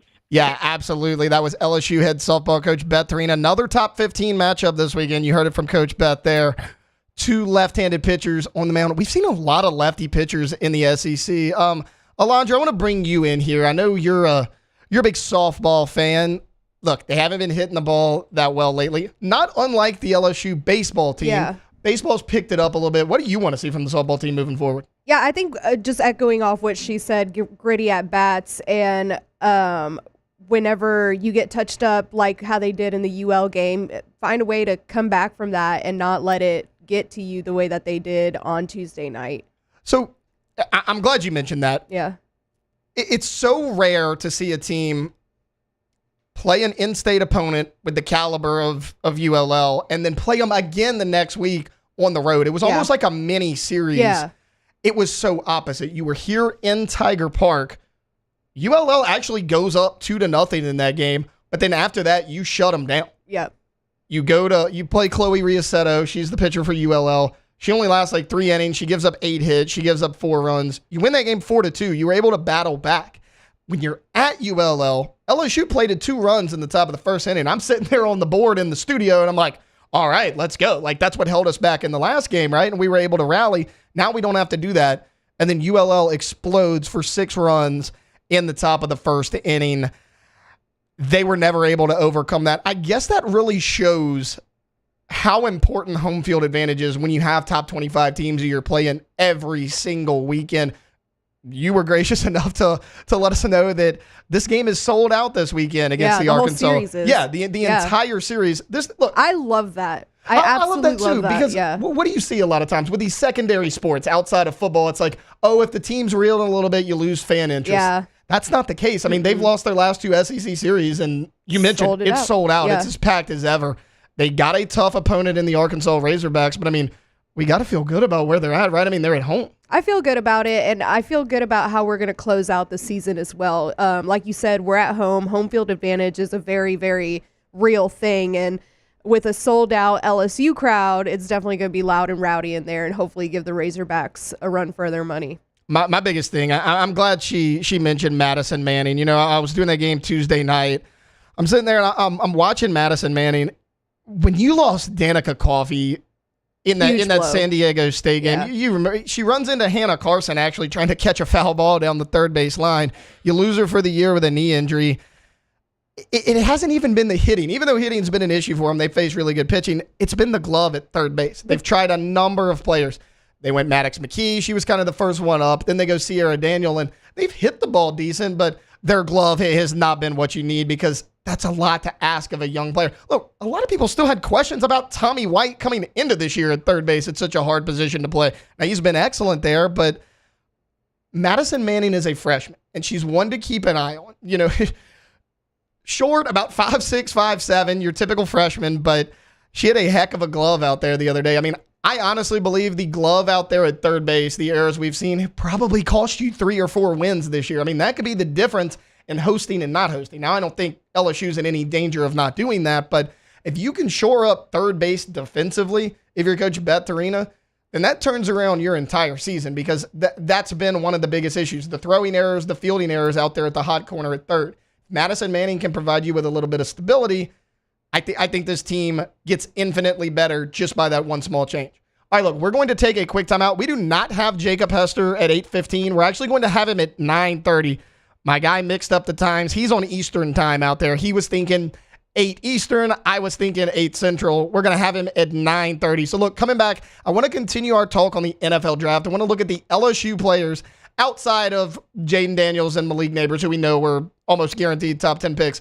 Where they fit, kind of, are they rising or they're falling? We'll get into that on the other side of this. You're on 104.5 ESPN Baton Rouge. Off the Bench with Hester and T-Bob. ESPN Baton Rouge, New Orleans, Alexandria, and 1130 The Tiger. All-Star Toyota Baton Rouge, allstartoyotabatonrouge.com. Go to All-Star Toyota right off of Airline in Goodwood today. Very conveniently located. Shout out All-Star. They just got me and my vehicle serviced up. I love it, right? Because when I bought the Siennas, I chose my level of warranty. And it's like what you're comfortable with, but I didn't even have to crack open my wallet for any of the services. Just good to go. And now, you know, all those lights are off. And I mean, like, you know, the engine lights and everything. It's just a good feeling after they've been on for a while. All-Star Toyota BatonRouge.com. All-Star Toyota BatonRouge.com. It is. It's like Christmas lights. You don't want to turn them off. No. I'm glad they're gone. Yeah, I mean, they'll certainly do that for you. Go check them out if you're buying new, if you're leasing, or if you're renting. We tell you about the rental process every single day because nobody does it like All-Star does it. Everything is available. It is per day rental prices, fantastic pricing. Even if it's just for one day, they have got you covered. Check it out all online at allstartoyotabatonrouge.com.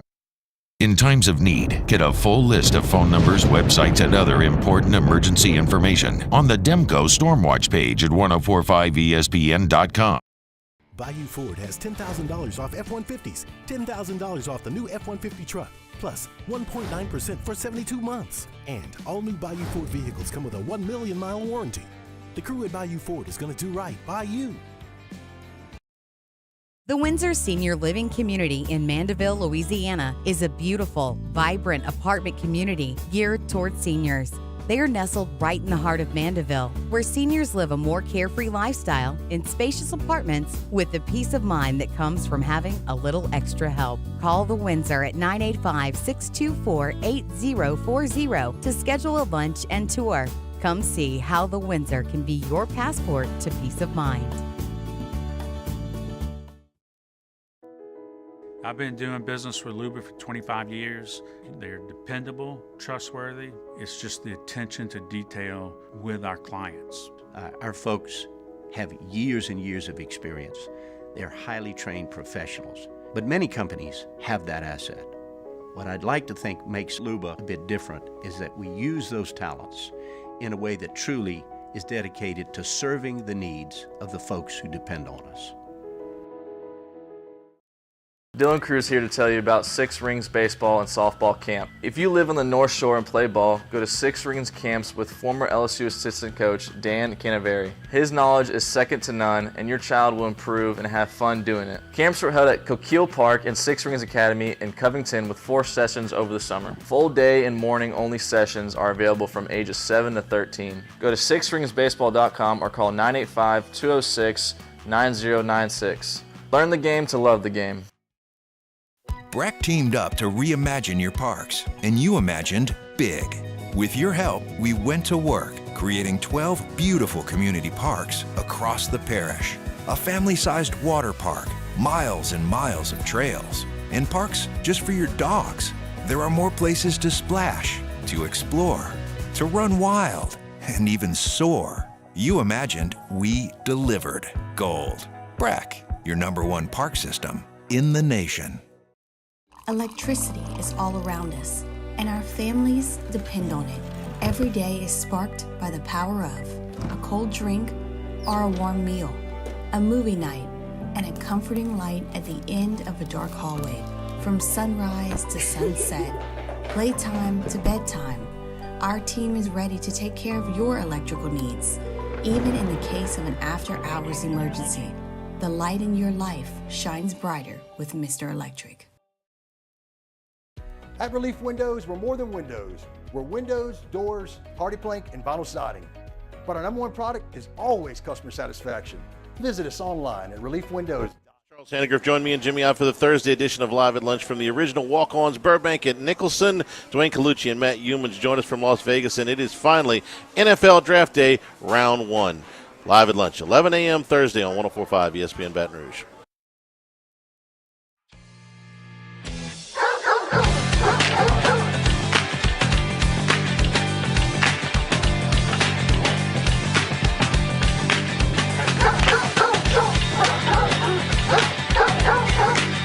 All-Star Toyota presents Off the Bench with Hester and T-Bob. ESPN Baton Rouge, New Orleans, Alexandria, and 1130 The Tiger. Okay, so major confusion there on my part. As soon as I put my headset on, it's the dogs barking, and I'm like, what in the hell is Alondra playing? Then it hit me, though. Yeah. I had heard the song before, but like the first thing I hear is just like 5 or 6 dogs barking. I'm like, Alondra, let's chill a little bit. It's 8:15 in the morning, but dog in me. Oh, okay. I like it. Speaking of having that dog in you, perfect segue. You got to have that dog in you to get drafted into the NFL. Now, I want to look at some of the LSU players that are in the NFL draft outside of Jaden Daniels and Malik Neighbors. We know that they're going to go somewhere in that top 10 to top 15 range. There's no question about it. I want to look at the other players that are likely to get drafted. Where could they go? I want to start with Mason Smith, because look, Mason Smith is one of those guys. You always see it, right? Whether it's LSU or any other school, there's always a guy out there that just rockets up draft boards for one reason or another.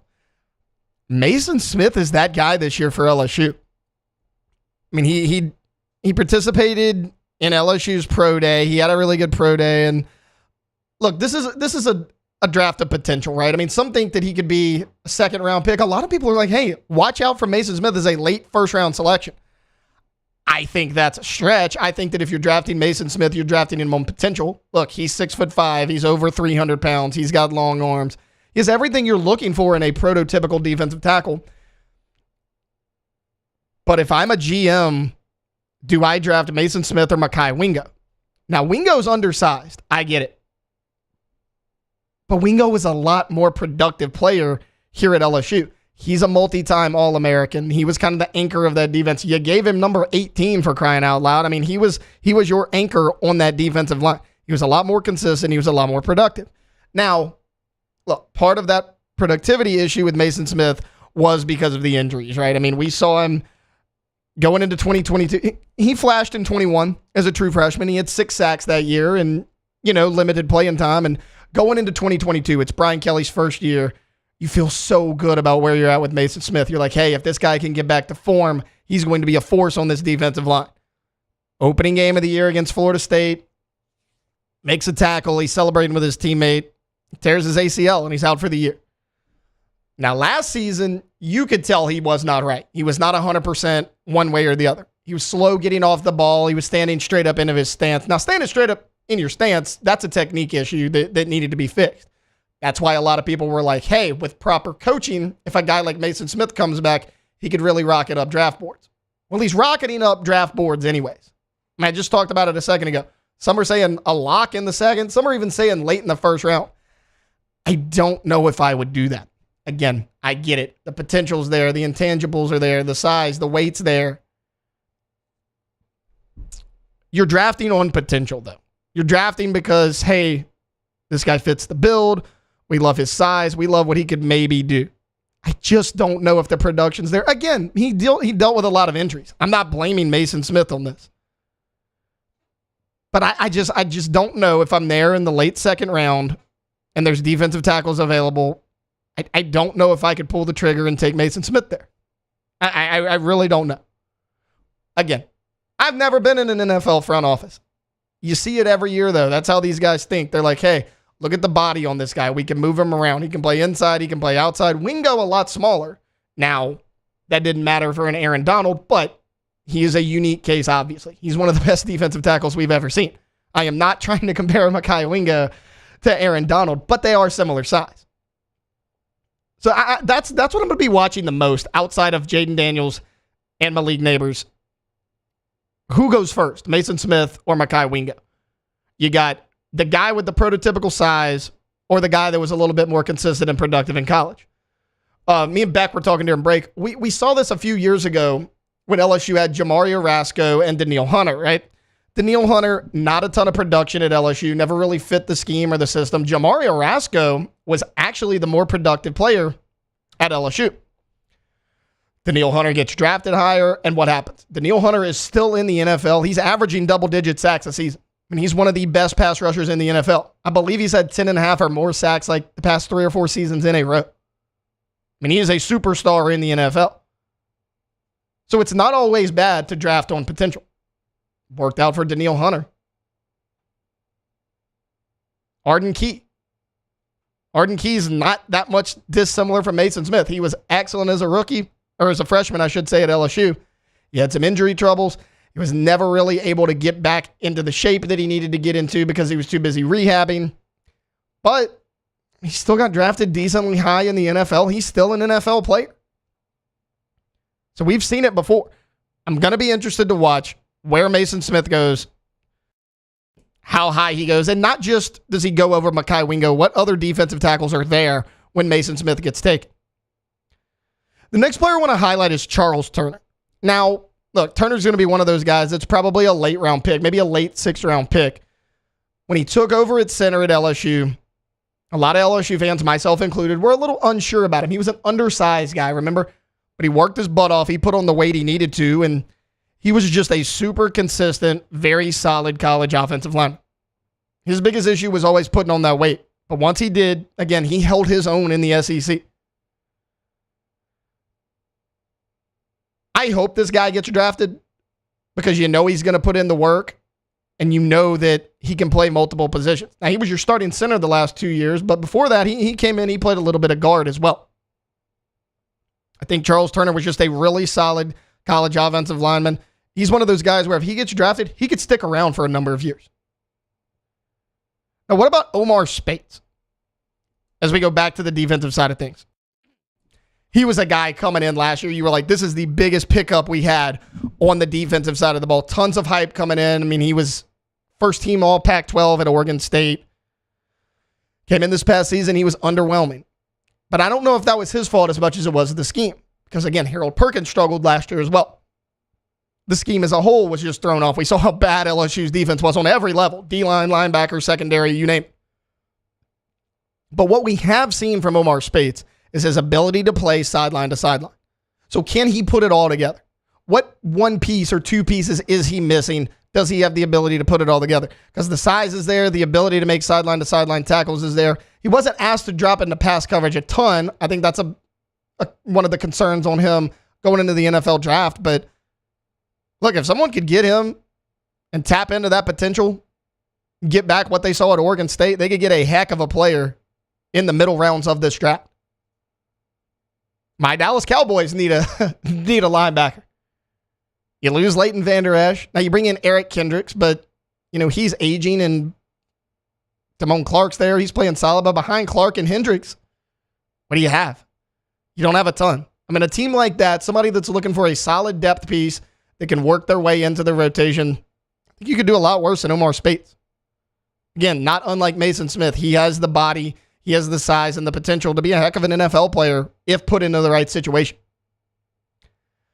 Now, the last player I want to highlight is Brian Thomas Jr. Now, I know what you're thinking. Well, Brian Thomas Jr. is a first-round lock. Why are we looking at where he may go? I get that. But there's been a rumor lately that Brian Thomas Jr. could slip a little bit due to medicals. Nick Underhill came on this very show on Tuesday and teased that, hey, there may be a medical thing. Now, I still think he goes in the first rounds, but is it the late teens to early 20s spot? For what it's worth, the Bengals brought him in for a visit. They are looking for a receiver, and they flagged it. He got flagged with the medical as well. But what are some possible landing spots for Brian Thomas Jr.? Again, I still think he goes in the first round, but okay, late teens. What about the 49ers? They could actually trade up in this if they decide to deal Brandon Ayuk. Contract negotiations between those two not going as smoothly as you would like it to. He's voiced his displeasure. They got a lot of people to pay. They got to pay Brock Purdy at some point. You're paying McCaffrey a ton of money. Deebo Samuel's got a big contract. I don't know if they can afford to pay Brandon Ayuk. So let's say they trade Brandon Ayuk and move up a few spots. I could see it happening. I think he'd be a perfect landing spot next to Deebo Samuel at the 49ers. You have all the other pieces. You got your quarterback. You got, in my opinion, the best running back in the NFL in Christian McCaffrey. Deebo Samuel, we know what he can do. You bring in a big-bodied receiver who's a vertical threat like Brian Thomas Jr., I think he fits the 49ers perfectly. What about the Pittsburgh Steelers? That's another team to look at. They're at 20. Now, they lost Deontay Johnson in the offseason, and then 2 years ago, heading into this past season, they traded Chase Claypool. So you had a decent trio at one point with Claypool, George Pickens, and Deontay Johnson. Pickens is the only one left out of that group. You brought in Russell Wilson. You've shown that you want to have more of a passing game coming up here in 2024. You got solid running backs in Najee Harris and Jaylen Warren. We know how big and physical George Pickens is. If you have George Pickens and Brian Thomas Jr. on the outside, two guys that are both about 6'3", that's a tough matchup for any corner out there. Because you still have Harris and Warren that you can check down to, and then those two guys running down the field with their size, their speed, and their hands. Watch out for that.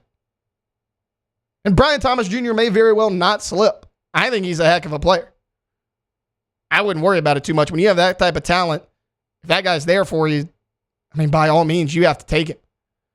But if he does, he could actually get into a really good situation, whether it's the 49ers, whether it's the Steelers, whether it's somebody else.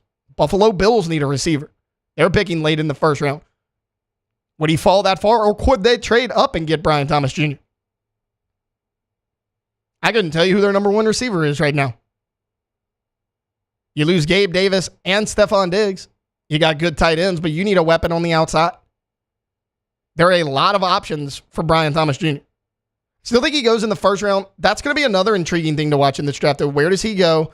Does a team trade up to get him? Do they think he's going to fall? He's kind of like the LSU guy I'm watching the closes in the first round. Because we know Jaden's a top 5 lock. Malik Neighbors probably going into the top 10. Where does Brian Thomas Jr. go? So I'm keeping my eye most closely on the Mason Smith, Mekhi Wingo thing. Which one of them goes first? And then where Brian Thomas Jr. goes. Is there a bidding war for him in the first round? Do teams try to trade up to get it? It'll be intriguing to watch. say the least. I do think Brian Thomas Jr.'s name does get called tonight, though, in the first round. All right, look, we're going to take a timeout. On the other side of this break, we're going to go back to the diamond. We're going to be joined by LSU head baseball coach Jay Johnson. That's coming up right after this break here on Off the Bench, 104.5 ESPN Baton Rouge. Off the Bench with Hester and T-Bob. K to Z window coverings, KTOZblinds.com, KTOZblinds.com. Go to K to Z today and get window coverings that wow. Have Brandon Barton out to your home, guys, and let him go tour, and you're going to be blown away with how much you learn, the information he gives you, as he's going to figure out exactly how the sun, heat, weather interacts with your home at every single time of the day. What this means is he's going to put together a package for you that will increase your home in both terms of aesthetics and utility and functionality. So go to KTOZblinds.com today. Yeah, when you go to that website, you'll see what T-Bob's talking about. I mean, they can help the interior and exterior of your home, but sometimes because they know your space so well, they can actually help both. Even if it's just like putting something in the exterior of the home, it can actually help the interior as well. It did it for me. Do it for you as well. KTOZblinds.com. Our listeners fire off their opinions on the jimsfirearms.net hotline at 499-1045. Keep listening for your next chance to shoot us your thoughts with the jimsfirearms.net hotline on 104.5 ESPN Baton Rouge. There it is, the extra mile, on the border of expected and extraordinary, for those willing to go further, like vans customized for work or play, with safety and tech to keep you connected. Supported by a 5-star sales, service, and finance team. And backed by the 1-star you know. So go the extra mile.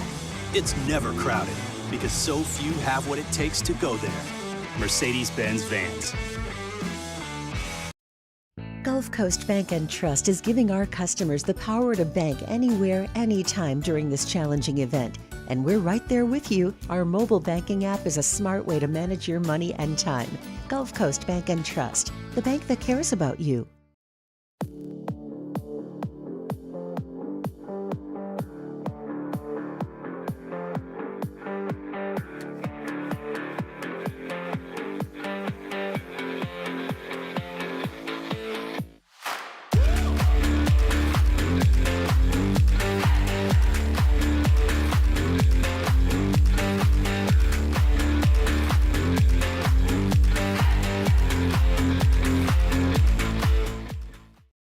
Hey, it's Matt Moscona. For years, you've heard me tell you about Insurance Network of Louisiana, helping you find better coverage for less money. But it's not just for your home and auto. They also offer commercial property. So, retail stores, professional offices like doctors, dentists, attorneys, clothing boutiques. Insurance Network of Louisiana can find you better coverage for less money. They service the entire state of Louisiana, and they're local. So call today at 293-0450 or lainsurance.net. Yo, Jake here from my friends over at Community Steel Company located in Gonzales, Louisiana. The local place you can turn to for all of your metal building needs.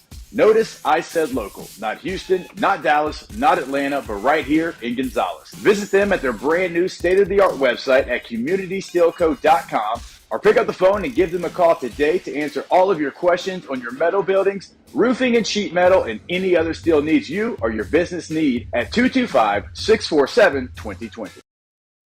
Jerry and Benny Payne began Central Plumbing Company out of their driveway in Tanglewood Subdivision.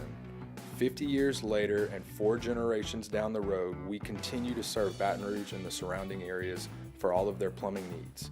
Residential, commercial, industrial, or hospitality, Central Plumbing is here 24/7, 365. We want to thank our customers, family, and friends for 50 years of success. And looking forward to 50 more.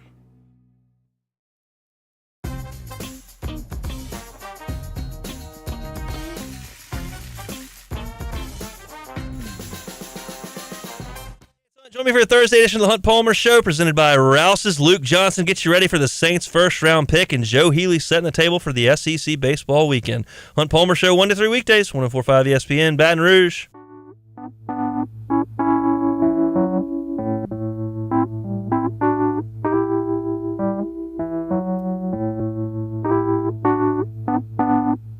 All-Star Toyota presents Off the Bench with Hester and T-Bob. ESPN Baton Rouge, New Orleans, Alexandria, and 1130 The Tiger. Welcome back into a Thursday edition of Off the Bench. Look, it is 8:30 on Thursday, and every Thursday at 8:30, we here on Off the Bench are fortunate enough to be joined by LSU head baseball coach Jay Johnson. Coach, how are you today? Doing good. How are you today? Doing good. You know, I'm usually in the producer chair, but Jake and T-Bob, they just decided, hey, we're going to take the week off. So this is our first time chopping it up. I'm excited about it. Coach, look, you're coming off of your first SEC win, or series win, against Missouri on the road. What does that do for your team's confidence? Well, I think it was a good weekend. You know, winning on the road is tough. And so in finishing the game on Sunday, you know, we've been in position like three times to do that and haven't been able to. So I'm proud of our guys. I think it's been a tough go, you know, in the first half of the conference schedule. We played really good opponents, particularly on the road. And so to win last Sunday was good. Thought we carried it into a big game on Tuesday, and excited to be home for 3 of these last 4 weekends. Now, Coach, you know, you guys have struggled in game threes, and then this weekend in game three, you're like, oh, they're in an early hole. What's going to happen? You guys battle back, and then I really thought, you know, these last 2 game threes with Nate Ackenhausen on the mound, I thought he's done a really good job of kind of weathering the storm. What have you made of him as kind of your game 3 starter these last 2 weeks? Yeah, he's done a good job. You know, he has 3 starts in his career here, obviously in Omaha last year, and then these last 2 Sundays. And Nate's one of those guys you trust with your life. He had a couple bumps in the road, you know, coming out of the pen, you know, early in SEC play. Gave up some late homers, but he's settled in nicely there and has given us a chance to win both Sundays that he's thrown. And, you know, excited to see that going forward. So I guess that kind of leads right into the next question. Is that something we're going to continue to see, or is it going to be, hey, if we need to go to him here in a spot in the bullpen, we'll have to start somebody else, or are you going to just kind of pencil him in game 3? Well, I'd like to be able to pencil him in. With that being said, if there is a win on the table on Friday or Saturday, I wouldn't hesitate to use him. All right, now, Coach, you come off of a pretty good a win. You shut out a pretty good Nichols team in the midweek this past week. What was your biggest takeaway from a game like that? Yeah, I think over the past week, or since last Tuesday against New Orleans, we've done a good job of just kind of staying steady throughout the game, staying in the fight. Baseball's a game that's not going to be played perfectly, and obviously we certainly haven't, you know, done that this year.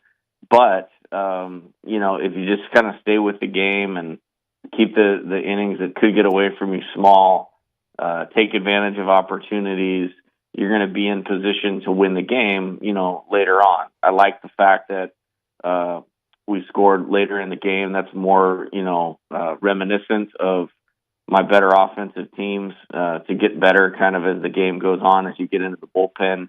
And that's something we've actually struggled with. We've actually done a really good job against, you know, the starters in the SEC.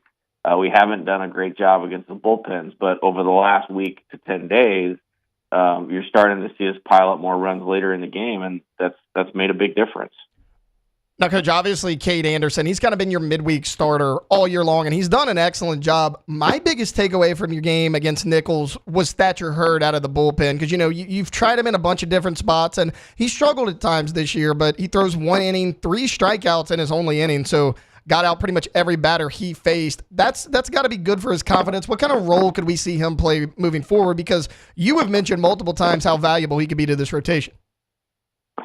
Yeah, he's one of the most talented pitchers in our program. Obviously, he's had some huge moments here, you know, starting and winning the national championship game. You know, huge performance in the regional last year against Oregon State. Back half of the SEC schedule last year was really good, you know, out of the bullpen. And we're going to go to him, and excited to see him, you know, have his best baseball here, you know, down the stretch, and probably his last year at LSU. Now, Coach, I know that you're always looking for a spark. You know, you like to change up the lineup based on matchups and everything. And a young guy that we didn't see at the beginning part of the year, but has really provided a spark for this lineup, has been Ashton Larson. What have you made of his performance? Yeah, it's been great. Really proud of him. Very strong mental game. Very, you know, mature for his age. And in baseball, that's the whole deal. Can you step in the box with great focus? Can you step in the box with great emotional control and stay focused on your plan and not get outside your plan? And honestly, of all the guys on our team, he's probably the most advanced at that. And that's why he's had early success, and I think he's poised to continue to have success here. All right, Coach, you have Auburn coming up this weekend. You're finally back home. First off, what is it like to finally be back home after 2 tough road series in the SEC? Well, not only that, 4 of 6, and obviously we've played 2 at home, but it doesn't even feel like we've played an SEC home game this year, just kind of with how the schedule laid out. I'm excited about that. Traditionally, we've played well here, at the box since I've been the coach. And LSU's always played well at home, and I think it's a good advantage. We have to pile up some wins if we want to play in the NCAA tournament, and I'd much rather try to accomplish that, through 9 of 12 at home, or 12 of 14 remaining, 11 of 14 remaining games at home, as opposed to the stretch we've had to have on the road here over the past month. Now, Coach, Auburn has struggled a little bit this year so far, but, they have some talent on their roster. What are the biggest challenges they provide to your team this weekend? I think looking at the record is tricky with them. I think along with ourselves, they by far have had the toughest league schedule. And when you don't play everybody in the league, that's a real thing. And so it's like, I'm sure it happens in football as well. It'll happen when there's 16 teams. But they've played a really tough schedule to this point in time. Arkansas, Kentucky, who's leading the East, Tennessee. They've played the best of the best in the league. So that's the first thing. Secondly, from a lineup standpoint, and they're going through some injuries right now. So that's something that we have to watch and look going into the weekend. But, there's a good amount of guys that were in the lineup last year, when they beat us 2 out of 3, and we were the national champions. So to me, this feels like every other SEC weekend that we play. Now, Coach, as far as your pitching rotation goes, the last few times out, we've actually seen Gage jump in game 1. Is that strictly matchup based? Because I know you are a guy that, likes to keep the schedule for your pitchers, on a consistent schedule. Are we going to see that again? What do you like in your pitching rotation this weekend? Well, we did that originally because, Luke had shown the biggest ability to go deep into the games. We'd had some trouble in the bullpen. So by flip-flopping it gave us a chance to where you could use a little bit more of your pen on Friday, and then those guys would have a day in between if you had to go back to them on Sunday, because we obviously wanted to play better on Sunday, and we'd run into some tough pitching matchups on Sundays without a ton of margin for error. So that was the original part of it. As far as this weekend, we haven't announced exactly what we're going to do just yet, but I like the way Gage threw the ball last week. Luke's been consistent for us, and you like rolling those guys out there in games 1 and 2. If you can have Nate available in game 3, that gives you a plan, going into that deal. And hopefully we could just get it to where we have to cover less innings out of the bullpen. Last weekend was like that, and really, really helped. All right, Coach Jay Johnson, LSU head baseball coach. Coach, I'll let you get out of here because I know you're a busy man, but thanks for hopping on with us, and good luck this weekend. All right, have a great day. Thank you. Yep, that was LSU head baseball coach Jay Johnson. Really liked his point about the jump Holman rotation, saying, look, Luke Holman has shown the best ability to go deeper in games. That way, if you have to go to your bullpen on Friday, you can give them a day rest to go into Sunday if you need them there as well. That makes a lot of sense because the last 2 Sundays, their pitching's been a lot better. You saw it this past Sunday. You had to go to multiple guys in the bullpen. They all performed a lot better than they had in the past. That was something that I hadn't even considered. But then again, I'm not a college baseball coach. So great stuff there, as always, from Coach Jay Johnson, and we certainly appreciate his time. All right, going to take a quick timeout. Coming back, we're going to wrap up hour number 2. Want to mention a little bit of Tulane football here because they are cleaning up in the transfer portal. Also, some LSU women's basketball news. That's coming up on the other side here on Off the Bench, 104.5 ESPN Baton Rouge. Off the Bench with Hester and T-Bob. Trash Rangers. Look, we love Trash Rangers here because we love partnering with local business. And I don't know, if you look at all the types of businesses that we do advertising for, This has got to be near the top in terms of the difference between working with a local company and a national company who just truly does not give a damn about you and who keeps the trash here in our state while taking the profits out of state. Complete opposite at Trash Rangers. They're efficient. They're reliable. You can communicate with them. They're there for you. They text you the night before about when they're coming to pick up your cans. So if you're in Livingston or Central Parish, you make the switch today. But no matter where you're listening from, if you or your business, you need roll-off dumpsters, any size, hit up Trash Rangers. They ain't got to check in with anybody. They figure out a way to solve your needs. Trash Rangers. TrashRangersLLC.com. Yeah, if you're in Ascension or Livingston, consider yourself lucky because, I put my trash out 12 hours too early because I don't get weekly text reminders. I can't do that. TrashRangersLLC.com. In times of need, get a full list of phone numbers, websites, and other important emergency information on the Demco Stormwatch page at 1045ESPN.com. Bayou Chrysler Dodge Jeep Ram is taking $11,000 off the new 23 Dodge Charger. We're open for business in our beautiful new showroom and taking $11,000 off the powerful new Charger. All new Bayou vehicles come with a 1 million mile warranty. The crew at Bayou Automotive is going to do right by you.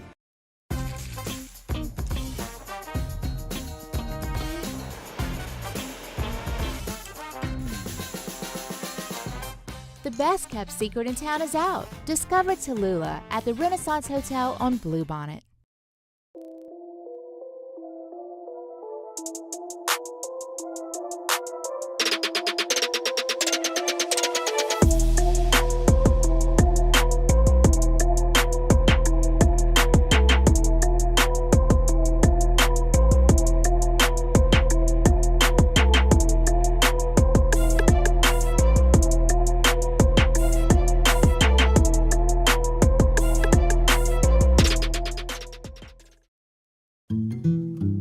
Power up your next project with John Deere Deals by Sunshine.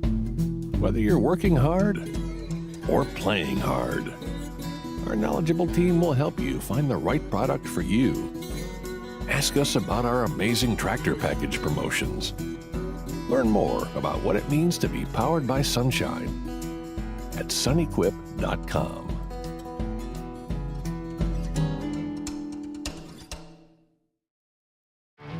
There it is, the extra mile, on the border of expected and extraordinary for those willing to go further, like vans customized for work or play, with safety and tech to keep you connected, supported by a 5-star sales, service, and finance team, and backed by the 1-star you know. So go the extra mile. It's never crowded, because so few have what it takes to go there. Mercedes-Benz Vans. I've been doing business with Luba for 25 years. They're dependable, trustworthy. It's just the attention to detail with our clients. Our folks have years and years of experience. They're highly trained professionals. But many companies have that asset. What I'd like to think makes Luba a bit different is that we use those talents in a way that truly is dedicated to serving the needs of the folks who depend on us. Dylan Cruz here to tell you about Six Rings Baseball and Softball Camp. If you live on the North Shore and play ball, go to Six Rings Camps with former LSU assistant coach Dan Canaveri. His knowledge is second to none, and your child will improve and have fun doing it. Camps were held at Coquille Park and Six Rings Academy in Covington with 4 sessions over the summer. Full day and morning only sessions are available from ages 7 to 13. Go to sixringsbaseball.com or call 985. Matt Moscona inviting you to join us for Thursday's AFR. Draft day is finally here. We're getting you set for round 1 of the NFL draft with all the latest news, notes, and tidbits. So join us for Thursday's AFR 3 to 6, 104.5 ESPN Baton Rouge.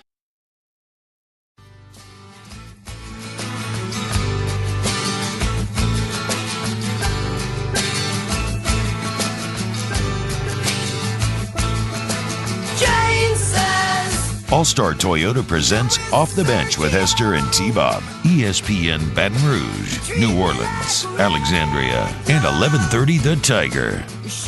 All right, welcome back into Off the Bench. Taylor Sharp here with you, sitting in for T-Bob Hebert and Jacob Hester. Good stuff there from Coach Beth Torina and then LSU head baseball coach Jay Johnson. Look, we are wrapping up hour number 2 on this NFL Draft Day edition of Off the Bench. Coming up in hour 3, we have big deal or no big deal at the top of hour 1 like we always do. Then our Munchie segment, which is just going to make me super hungry, with LSU executive chef Michael Johnson. Then at 9:30, me and our guy Jacob Hester, we got our wires crossed a little bit. I was thinking Central Time. He was thinking Eastern. He's going to be on with us at 9:30.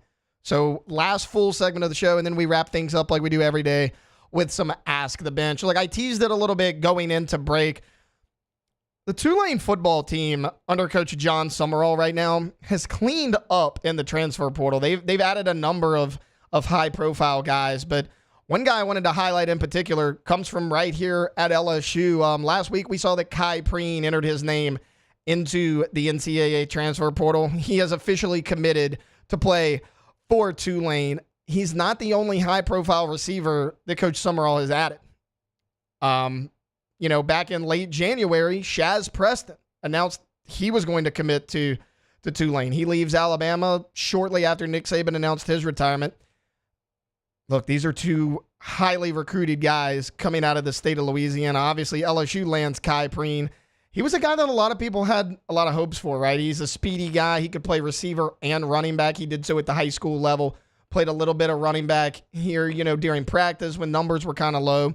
Never quite found his way into the rotation, but a really talented player nonetheless. And then Shaz Preston was one of the highest recruits in Louisiana a few years ago. Everyone wanted him. He was the 5-star wide receiver, big physical guy. I mean, about 6'1", about 200 pounds. Didn't get a ton of action at Alabama.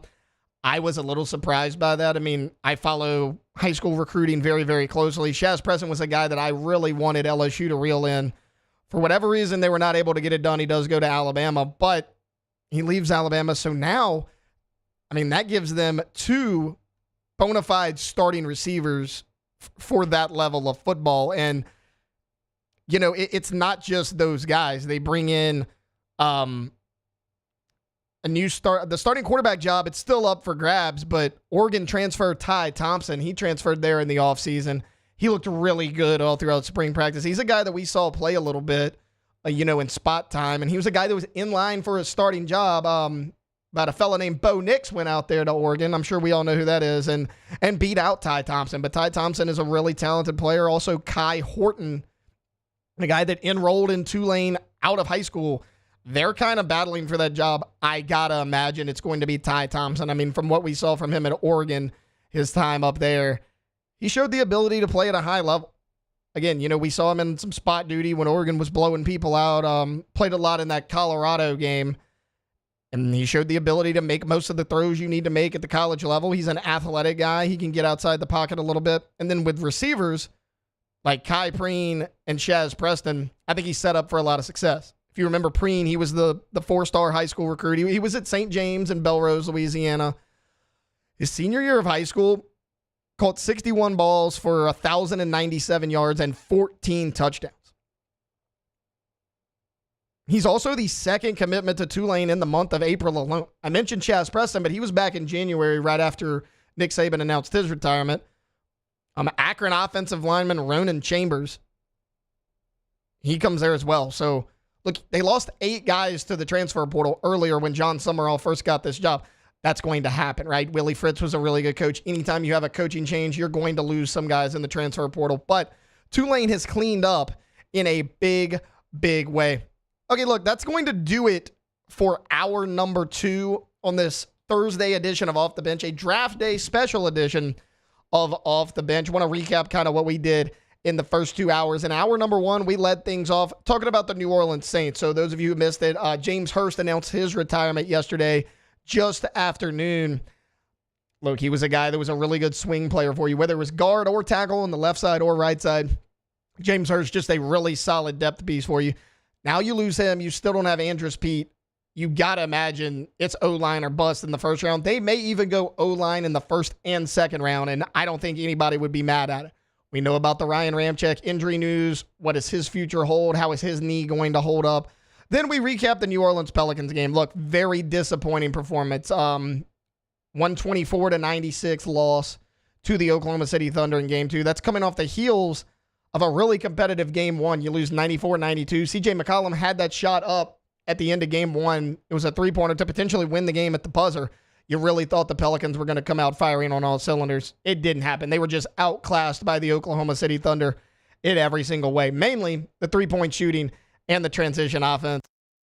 I gave you my own mock draft. We ran down a quick little top 15 of maybe things to keep an eye on, what I think has potential to happen here in the first round of the NFL draft. We were obviously joined at the top of this hour at straight up 8 o'clock by LSU softball coach Beth Torina. She previewed her upcoming series, another top 15 matchup for the LSU Lady Tigers.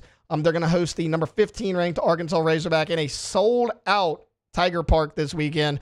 Then we took some LSU players in the draft outside of Malik Neighbors and Jaden Daniels. What's going to happen with them? Do you go Mason Smith over Makai Wingo? How high can Mason Smith actually rise in the draft? Some are saying late first round. I don't know if I'm buying that, but second round certainly seems like it could be a big possibility. And then is Brian Thomas Jr. falling a little bit? There is apparently some medical concerns around him. Where could he go? I mean, there's a lot of teams late in the first round that I'm sure would jump all over Brian Thomas Jr.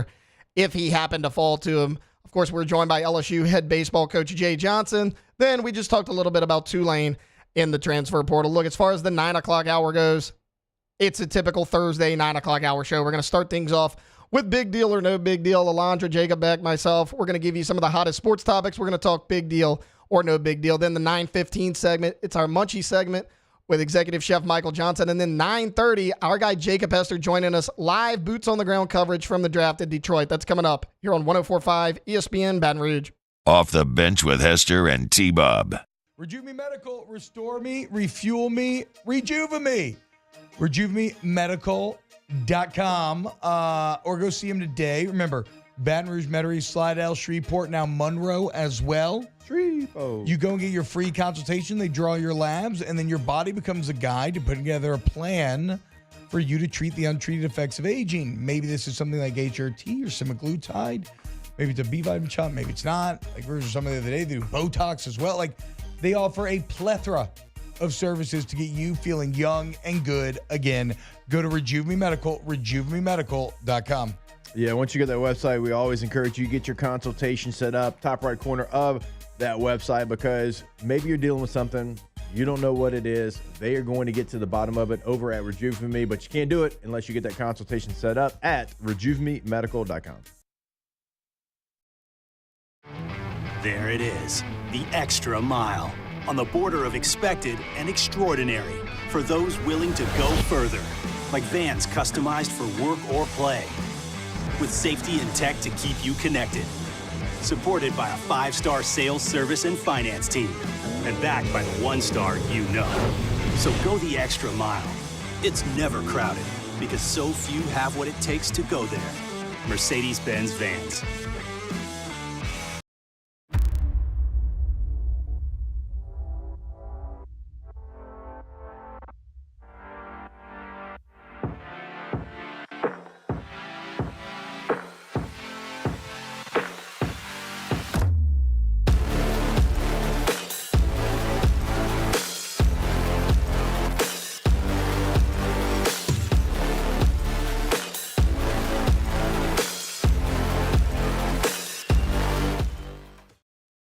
BRAC teamed up to reimagine your parks, and you imagined big. With your help, we went to work, creating 12 beautiful community parks across the parish. A family-sized water park, miles and miles of trails, and parks just for your dogs. There are more places to splash, to explore, to run wild, and even soar. You imagined, we delivered. Gold. BRAC, your #1 park system in the nation. Electricity is all around us, and our families depend on it. Every day is sparked by the power of a cold drink or a warm meal, a movie night, and a comforting light at the end of a dark hallway. From sunrise to sunset, playtime to bedtime, our team is ready to take care of your electrical needs. Even in the case of an after-hours emergency, the light in your life shines brighter with Mr. Electric. Hey, it's Matt Moscona. For years, you've heard me tell you about Insurance Network of Louisiana, helping you find better coverage for less money. But it's not just for your home and auto. They also offer commercial properties. So, retail stores, professional offices like doctors, dentists, attorneys, clothing boutiques. Insurance Network of Louisiana can find you better coverage for less money They service the entire state of Louisiana, and they're local. So call today at 293-0450 or lainsurance.net. Yo, Jake here from my friends over at Community Steel Company located in Gonzales, Louisiana. The local place you can turn to for all of your metal building needs. Notice I said local, not Houston, not Dallas, not Atlanta, but right here in Gonzales. Visit them at their brand new state-of-the-art website at communitysteelco.com or pick up the phone and give them a call today to answer all of your questions on your metal buildings, roofing and sheet metal, and any other steel needs you or your business need at 225-647-2020.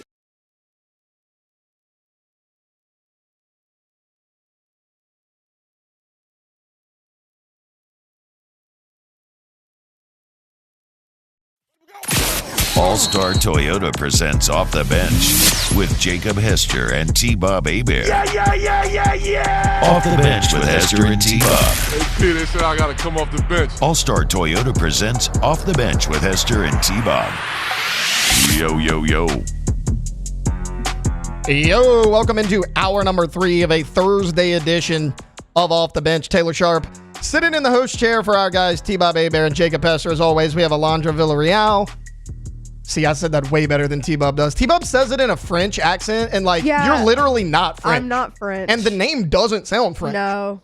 But he does. Yeah. Because he's weird. And then we got Jacob Beck over here on the video board. Every time. Off air, too, he says my name like that. I think he says it more off air than he does. I think he's practicing for on air because that's the type of things T-Bob does. All right, look, let me give you a little bit of a rundown of what we're going to do here in the last hour of Off the Bench. In a minute, we're going to hit Big Deal or No Big Deal. Next segment, we do have our normal Munchie segment with LSU Executive Chef Michael Johnson. Then our guy Jacob Hester is joining us live from Detroit, Michigan. He is up there covering the NFL draft. We'll get a report from him, what vibes are like, what he's watching in the first round, things of that sort. And then we'll wrap it up as we do every day with a little bit of Off the Bench. But look, right now, let's kick it off like we do every Thursday at 9 a.m. with some Big Deal or No Big Deal. Big deal. Ain't no big deal. Big deal. No big deal. Big deal. No big deal. No big deal. No big deal. And it is a big deal. All right, I'll get things started for us here. I forgot it. Tails off, sorry. The Chicago Bears unveiled a nearly $5 billion proposal yesterday for an enclosed stadium next to their current home at Soldier Field. As part of a major project, it would transform the city's lakefront. The stadium's going to be right on the lake, and they're asking for public funding to help make it happen. Big deal or no big deal?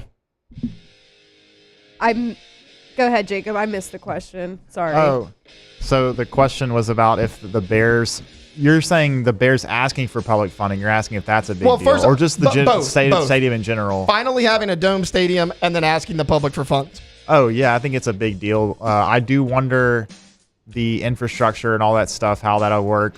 I saw Big Cat posted about on Twitter, building that stadium on the water, having parking and all that stuff is going to be interesting to see how they do that. But I do think it is a big deal. Putting a stadium like that on the water in Chicago, it'll be pretty neat. So, yeah, I think it's a big deal. I think it's a big deal as well. I don't get all these up north teams talking about, oh, well, we want to play outdoor because we have an advantage because it's snowing and everything. I'm like, look, not every player you drafted is from the north, and you got to play in that crap as well. I can't imagine that the Buffalo Bills a season ago, when they were thinking about canceling a game because there was 2 feet of snow on the bleachers, I can't imagine that they enjoyed playing in that as well. No. I don't get it. Minnesota and Indianapolis do it the correct way. They are in dome stadiums. Look, whether it's Buffalo, both of the New York teams, we got Chicago, we got Green Bay, all of those teams have this outdoor stadium. First off, it rains a lot up there in the fall anyways. And then secondly, with the snow, with the cold, I've never understood that. As far as asking the public for funding, I don't have a huge issue with it. I mean, the funding's got to come from somewhere. My thing is, though, don't unveil a $5 billion proposal if you do not have the $5 billion to build that enclosed stadium. But what are you going to do? I'm not running the city of Chicago. What you got, guys? Oh, big deal or no big deal? A former NFL scout says that Caleb Williams scares a lot of teams. He scares the bleep out of a lot of NFL teams. One GM told me it's like if Prince played QB. Caleb Williams painting his nails, wearing lipstick, and having a girly phone case. Big deal or no big deal? So on the surface, I'm going to say no big deal. Look, whatever. Paint your nails. Have whatever phone case you want. I don't care.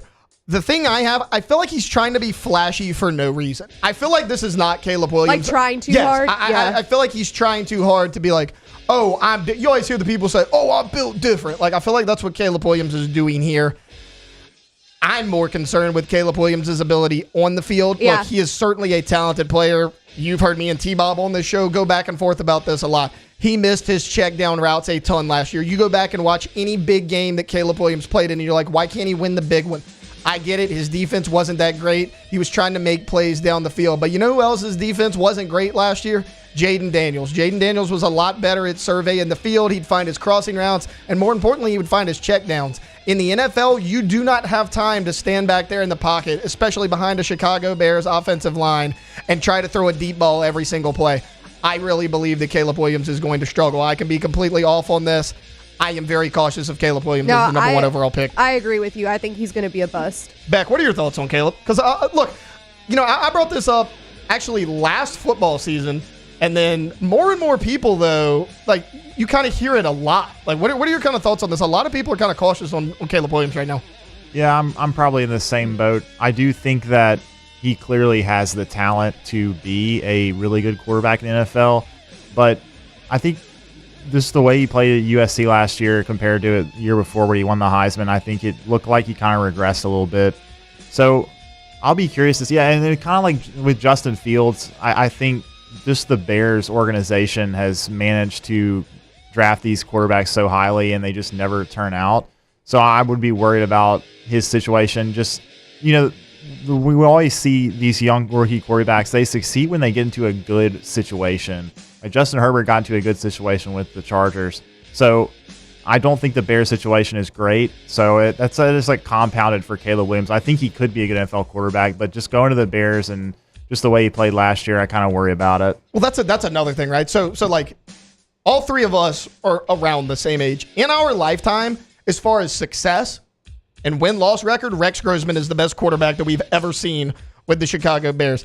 That should tell you something right there. I get it. We pick on Cleveland a lot because they make awful decisions with their QBs. Signing Deshaun Watson to a guaranteed $230 million deal is one of them. Look, the Raiders haven't had a ton of success at quarterback, but the Chicago Bears are the team that I look at. They just cannot get this right. I mean, trading up to number 2 to take Mitch Trubisky when you had plenty of options that not only you took Mitch Trubisky over, you didn't even have to trade up to get him. He would have been there when you were picking anyways. Yeah. It's decision after decision. It's half Caleb Williams. It's half I don't trust the Bears organization. What you got for us, Beck? All right, I got the NBA with playoffs tonight. The Lakers and Nuggets at 9 o'clock. Denver's up 2-0 in the series right now. And if the Nuggets win this game, you can basically call the series over. And if that's the case, do the Lakers blow everything up? What does LeBron want to do here? Are they going to fire Darvin Ham? I think the Lakers are going to be in a complete rebuild again. And I don't know where they go from here. So to me, is this a big deal or no big deal? The Lakers losing against the Nuggets in another playoff series. I think it's a big deal because they have a lot of high-paid talent on this team. You have a lot of big-name guys. Now, they're older, but that's not really an excuse because LeBron's playing better than anybody on that team, and he's the oldest guy on the team. I think this is a big deal. I think if the Lakers get swept, which I firmly believe that they will get swept, I think this series is already over. I think LeBron's done in LA. I think he's going to go somewhere where, look, we get it. He wants to play with his son. Now, is his son NBA ready? No. But you can't tell me that there's not a team out there that's not going to draft Bronny James in hope of just getting LeBron to come over in free agency. He's expressed for a number of years that's what he wants to do. I think that the ceiling is capped for him in LA. He wanted to win a championship out there. He did it during the COVID season.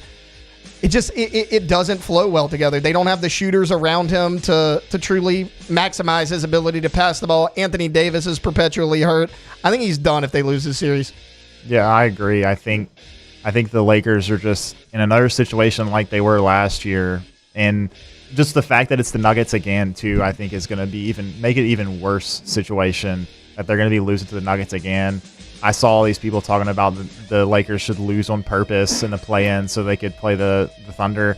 Either way, how's that working out for New Orleans? A lot of people here said the same thing. Yeah, I agree. I think the Thunder are really good, and I think they would have beat the Lakers in a 7-game series too. So Yeah, it's definitely a big deal. I just wonder where LeBron and the Lakers go from here. They might be blowing it up, and the Lakers might be another just in a situation where they're not good again. I'm glad you brought that up because a lot of people said that here about the Pelicans. Like, hey, do you lose on purpose to avoid the Nuggets? There ain't a whole lot of difference between the Nuggets and the Thunder right now, guys. Look, the Nuggets have been there. Are they the better team? Probably. They got what is arguably the best player in the NBA right now in Nikola Jokic, but look, the Thunder are young, they're hungry, they're fast, they're long. They can do it all on the basketball court, offensively and defensively. There ain't a whole lot of difference right now between the Nuggets and the Thunder. All right, here's my second one. You guys will be surprised that I picked this one, but the Dallas Cowboys have picked up the fifth-year option on edge rusher Micah Parsons. Now, they still have not signed him to a long-term contract extension, but they do pick up that fifth-year option. Big deal or no big deal? It's a big deal because you want to keep this guy in the building. It's no big deal because you had to do this. We talked about it a little bit last week when Stephen Jones came out and said, look, we want to keep our guys in the building. And my question was, well, who are you paying? You let Dalton Schultz go last year, and your excuse was, well, look, we let a talented tight end go out of the building, but we believe in Tony Pollard. We have to pay him. Well, you let Tony Pollard go this offseason, which I didn't mind because I don't think Tony Pollard's an every down running back in the NFL. So you let both of those guys go. It was like pulling teeth to get an extension to sign Zach Martin. You already let two of your other starters go in Tyron Smith and Tyler Biadasz on the offensive line. Do I want him to pay Dak to a long-term deal? Absolutely not, but you still haven't re-signed him to a long-term deal. CeeDee Lamb's waiting for a long-term deal, and now Micah Parsons. So if you're the Dallas Cowboys, who are you actually paying? You're like, oh, well, we didn't go into free agency because we're paying our own guys. Great. Pay them. Put the pen to paper. Get it done. I think Micah Parsons is going to be the first domino to fall in that, though. I think right after him, you're going to see CeeDee Lamb get a long-term deal shortly after Micah Parsons does. So big deal, but also no big deal because it is kind of expected. Alondra, what you got? Bill Belichick getting into the broadcasting game. He's going to be a regular recurring guest on Manningcast, which I actually kind of like the Manningcast. And yeah, so he'll be in real time dissecting some Monday Night Football with Peyton Manning and Eli Manning. Big deal or no big deal? I think it's a big deal. Look, I'm excited to see this. The reason why, and I don't know which one of these is actually going to make me more mad, is Belichick seriously that boring, that monotone, that soft-spoken? Is he really that mumble talker? Yeah. Or are we going to see a Bill Belichick that just comes out, has this incredible personality, is cracking jokes with Peyton and Eli? That might make me even more mad because if he does that, then you'll just see, oh, for 20 years in New England, he absolutely trolled the media for no reason whatsoever other than to just be a jerk. So I don't know which one would make me more mad. Yeah, I agree. I think it's a big deal just because we can now see, and also I think it's not even just him too. Also Nick Saban. I wonder how Nick Saban works. I mean, we've seen him. Saban's going to do great. Yeah, I think so. We've seen him on the Pat McAfee show. He's pretty good on TV. I think he'll do great. I do wonder about Bill Belichick. I don't think though that the Mannings would have gotten him if they didn't think he could succeed. I think they probably can tell or know just from talking to him outside of football that he will end up doing a good job. So I think it's a big deal for sure. Well, sometimes I feel like coaches like that, like Bill Belichick, Nick Saban, they're funnier than you think they are. I mean, you always hear these hard-nosed coaches, their players love playing for them. Yeah. I mean, yes, did it end poorly with him and Tom Brady? Sure, but that relationship has ran its course. They played with each other for 20 years. And Robert Kraft too, right? Weren't you talking about something last week that Robert Kraft had said something? So the Falcons interviewed Bill Belichick twice. Yeah. Once was on a private yacht owned by the owner, Arthur Blank. Right. Then it was at Arthur Blank's house. Yeah. So you're thinking this is going well. Belichick's like, hey, I got the job. And then they hire Raheem Morris, which I think was a terrible hire, but for Saints fans, you should be clapping for that one. And then, Belichick's wondering what happened. A report comes out that Robert Kraft called Arthur Blank and was like, hey, don't trust Bill Belichick. He's a low-character individual. Dang, now, I broke down the reasonings why Robert Kraft has the skeletons in his closet that we don't need to bring up again to show that he's not the highest character of individual as well. But, really weird situation there. So I guess that's my thing. Like, is he really that brash? Or was that just how he was as a head coach? Like, what type of personality does he have? So that's what I'm looking forward to. Beck, what you got? I don't think I could trust Robert Kraft's word on character. Absolutely not. Yeah. All right, mine is in the MLB. I've got the Houston Astros, who just lost again yesterday. Yeah. They're currently 7-18. Oof. They have the 4th worst record in MLB right now. Now, of course, the season is very long, but they're looking pretty sad in terms of pitching. Their pitching has been really poor. They have one of the worst run differentials in the AL. So I wonder if the Astros' start to the season is a big deal. I mean, I think it's a big deal because yeah. of everything you just laid out, right? And like, what is the path to them getting any better? Yeah, the pitching is struggling. They've had injuries, so it's tough, man. It's a tough scene for the Astros, and this may be ending their streak of making these American League Championship Series. And it's Espada's first, or who's the new? Yeah, it's Joe Espada's first his, season it's as his the first manager. season. So I mean, I don't know. Dusty was a legend.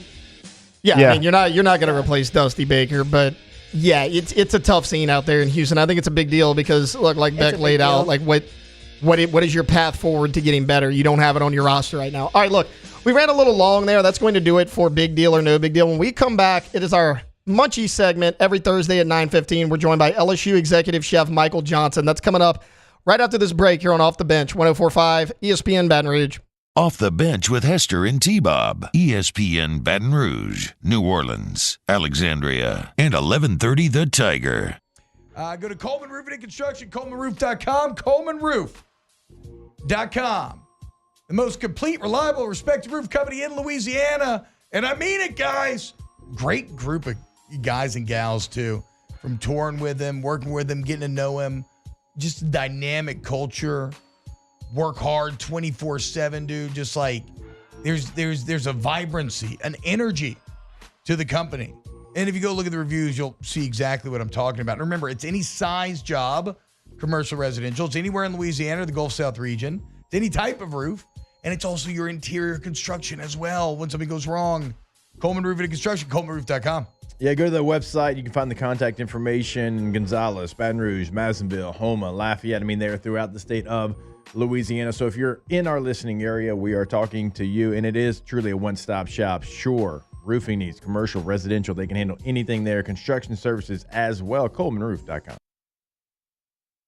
Our listeners fire up their opinions on the JimsFirearms.net hotline at 499-1045. Keep listening for your next chance to shoot us your thoughts with the JimsFirearms.net hotline on 104.5 ESPN Baton Rouge.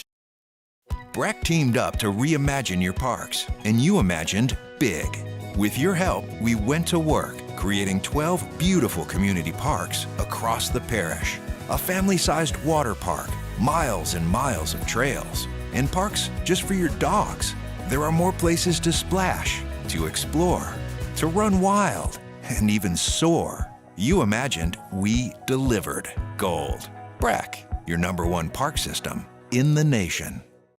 Gulf Coast Office Products is a nationally recognized Savin office equipment dealer based right here in Louisiana. Over 100 employees strong, Gulf Coast has the boots on the ground to support all vertical markets from education, engineering, legal, and finance. With the latest in office technology from desktop to production segment units, Gulf Coast and Savin have the perfect fit for you. Call 225-756-2644. That's 756-2644 for Gulf Coast Office Products.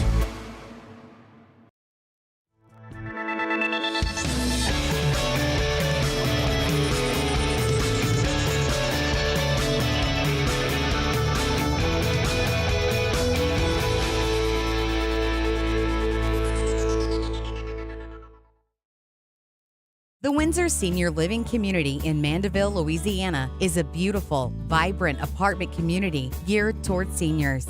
They are nestled right in the heart of Mandeville, where seniors live a more carefree lifestyle in spacious apartments with the peace of mind that comes from having a little extra help. Call the Windsor at 985-624-8040 to schedule a lunch and tour. Come see how the Windsor can be your passport to peace of mind. Jerry and Benny Payne began Central Plumbing Company out of their driveway in Tanglewood Subdivision. 50 years later and 4 generations down the road, we continue to serve Baton Rouge and the surrounding areas for all of their plumbing needs. Residential, commercial, industrial, or hospitality, Central Plumbing is here 24/7, 365. We want to thank our customers, family, and friends for 50 years of success. And looking forward to 50 more. Power up your next project with John Deere Deals by Sunshine. Whether you're working hard or playing hard, our knowledgeable team will help you find the right product for you. Ask us about our amazing tractor package promotions. Learn more about what it means to be powered by sunshine at sunequip.com.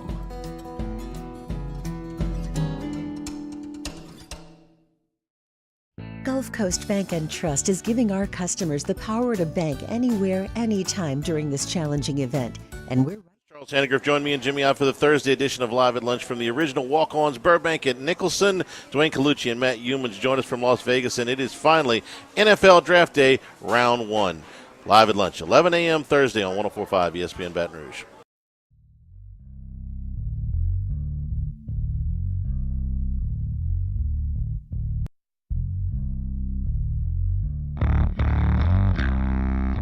All-Star Toyota presents Off the Bench with Hester and T-Bob. ESPN Baton Rouge, New Orleans, Alexandria, and 1130 The Tiger. All right, welcome back into Off the Bench. Taylor Sharp sitting in for T-Bob Hebert and Jacob Hester. We got another 45 minutes or so left with you. And look, every single Thursday at 9:15, it is our Munchie segment with LSU Executive Chef Michael Johnson. Chef Johnson, how are you today? I'm well, Taylor. How are you? Doing good. You know, usually I'm in the producer chair. This is our first time being able to chop it up, and I get so hungry after this segment. I'm so glad we do it more towards the end of the show now. But yeah. Chef, the first Munchies question, it actually comes straight from me. So whether it's on Facebook, TikTok, Twitter, you name it, I keep seeing these different recipes for crock pot mac and cheese. I tried to make crock pot mac and cheese about a month ago. I absolutely screwed it up. It was super dry. Have you ever made crock pot mac and cheese, and what's the correct way to do it?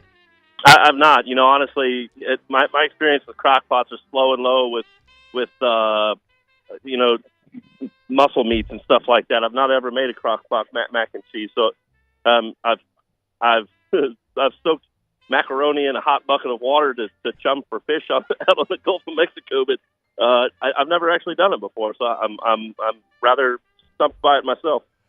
So when I did it, you know, I followed the recipe to a T. It was like, hey, low and slow. It was like 2 hours, and then, you know, continuously add milk. It was awful though. Like it was super dry. I couldn't eat it. So, but look, this is coming from the same guy who once broke his parents' microwave cooking Easy Mac. So not the Yes. So what happened there, Chef? You would be amazed at the difference an extra zero makes when you punch it into a microwave. It's the weirdest thing. So I'm in like, you know, 7th or 8th grade, and I'm making the Easy Mac, and it was always 3 minutes and 30 seconds. Well, I must have hit like 33 minutes because I go sit down, and it's been like 10 or 15 minutes. I'm like, okay, this is like got to be ready by now. It suddenly hits you like, The kitchen is filled with smoke. My parents were not happy. But all right, look, we got Jazz Fest. This is coming up. The Munchies question is, has Chef ever been to Jazz Fest? And if so, what is his favorite food to eat there?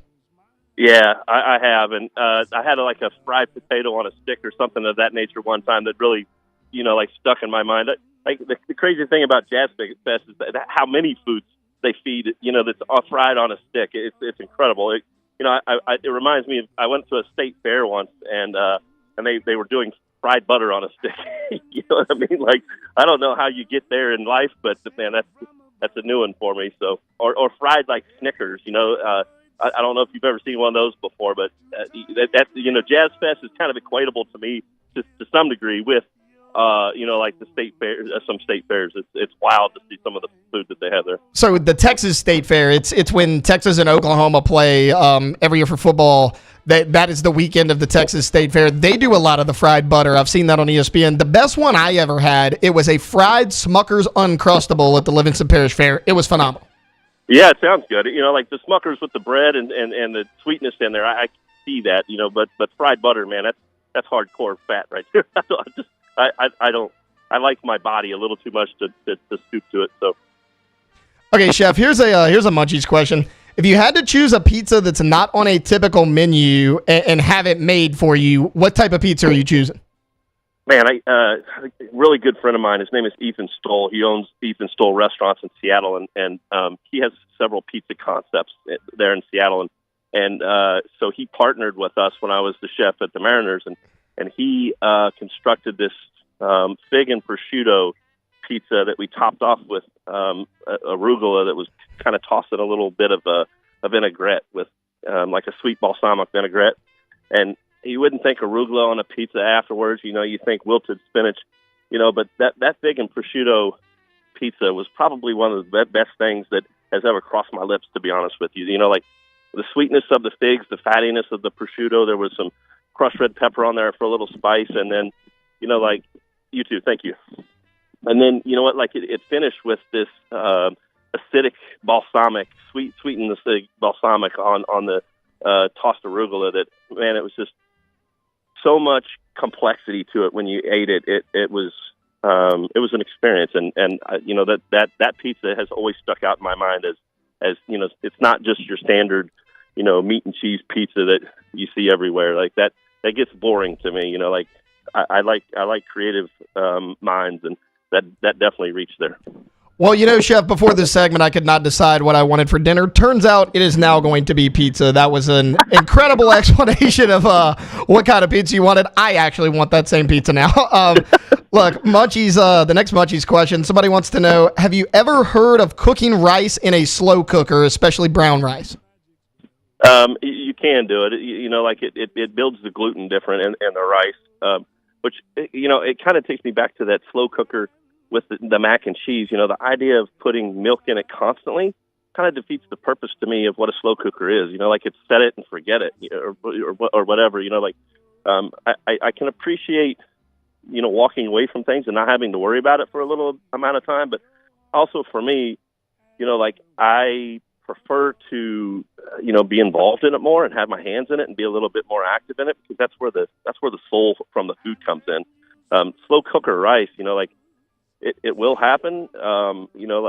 It turns out a different texture. If you ask me, it's not the same. And I don't know, for me, I kind of base it on my kids, because if my kids eat it or won't eat it, it kind of reverberates through with my athletes. And so, if it's slightly different textural, some people will turn their nose to it. And to me, it does have a slightly different texture to it. Okay, Chef, sticking with the pizza talk, because the NFL draft the first round is tonight, and it's in Detroit. Our guy Jacob Hester is in Detroit. Now, look, I know Chicago's deep dish. I know New York style pizza. What exactly is Detroit style pizza, and have you ever had it? I'm not really sure what Detroit style pizza is. To me, it's not something that has this resounding effect of, oh my gosh, I got to try that. Chicago, yes. New York, yes. I don't know what that means by Detroit style pizza. It may have something to do with, like Detroit, I think, has like the chili dog or something. I can't remember. I've spent a little time in Detroit, but honestly, it was in the middle of January, and it was like negative 40 outside, so going out and eating at restaurants wasn't at the top of your head. So. Okay, Chef, let's stick with the NFL draft here a little bit. I know a lot of people ask you about, the Super Bowl and foods like that. The NFL draft is an event in itself. So whether it's the Super Bowl, the draft, any big-time game, what is your go-to, draft day / Super Bowl finger foods? I've been asked that question a few times, and my mind always goes to wings, because you can just do so many flavors with wings. So, you're kind of bound by your creativity, and there's limitless stuff that you can do with wings. A lot of people are always asking about beanie weenies. I'm just not a fan of beanie weenies.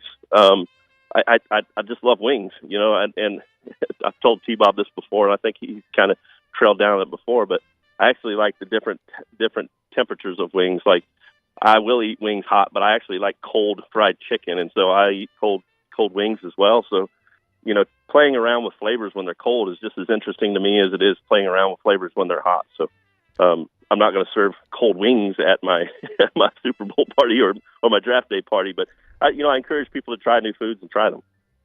Okay, Chef, this is a question that we've been arguing off air and a little bit on air on OTB for a while. I don't remember if we asked you this last week. Is a hot dog a sandwich, yes or no?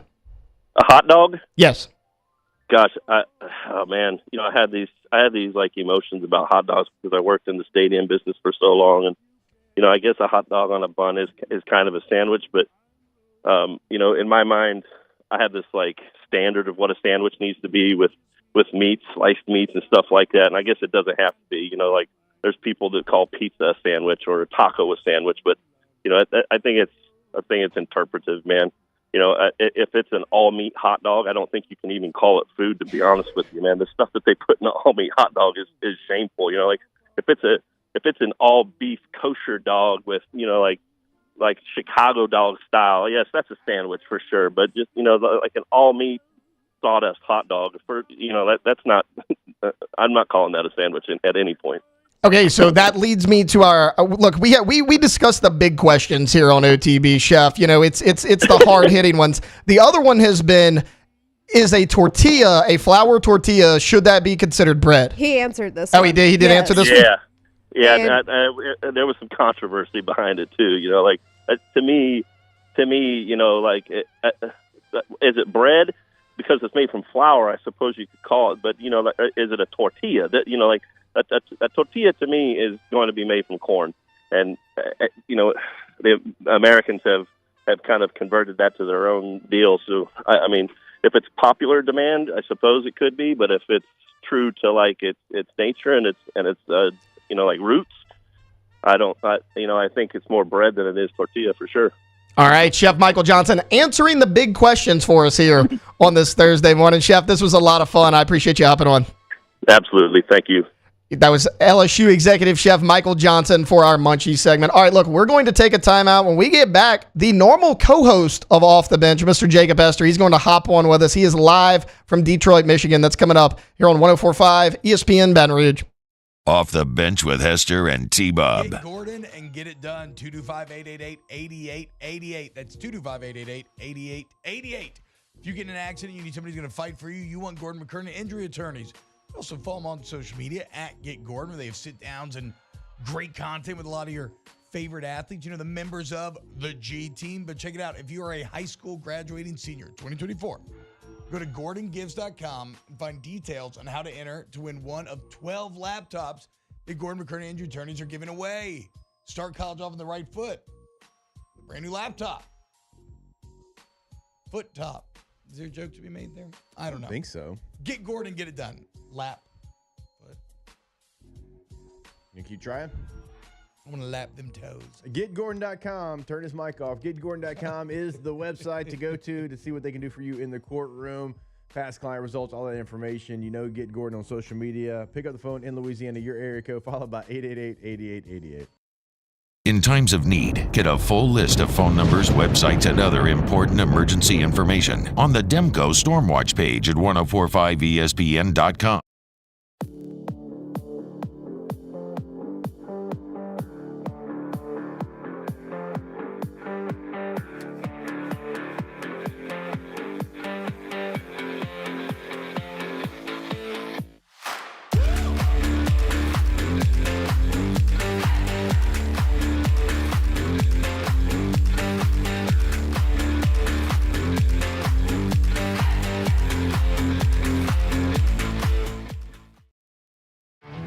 There it is, the extra mile, on the border of expected and extraordinary for those willing to go further, like vans customized for work or play, with safety and tech to keep you connected, supported by a 5-star sales, service, and finance team, and backed by the 1-star you know. So go the extra mile. It's never crowded, because so few have what it takes to go there. Mercedes-Benz Vans. I've been doing business with Luba for 25 years. They're dependable, trustworthy. It's just the attention to detail with our clients. Our folks have years and years of experience. They're highly trained professionals, but many companies have that asset. What I'd like to think makes Luba a bit different is that we use those talents in a way that truly is dedicated to serving the needs of the folks who depend on us.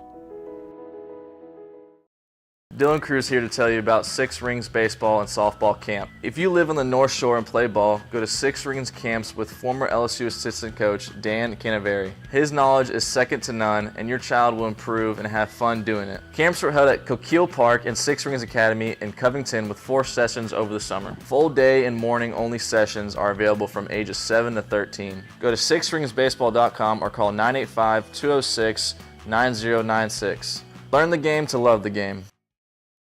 Breck teamed up to reimagine your parks, and you imagined big. With your help, we went to work, creating 12 beautiful community parks across the parish. A family-sized water park, miles and miles of trails, and parks just for your dogs.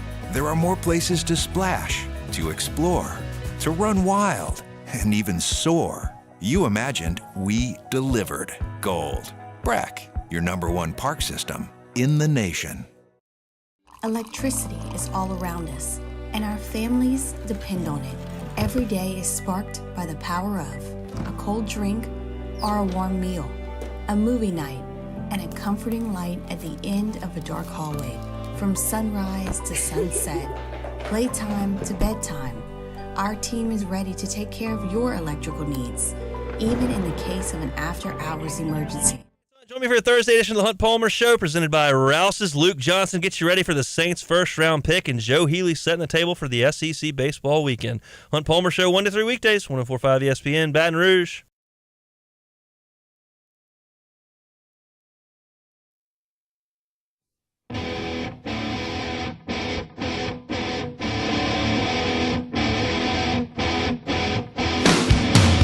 All-Star Toyota presents Off the Bench with Hester and T-Bob. ESPN Baton Rouge, New Orleans, Alexandria, and 1130 The Tiger.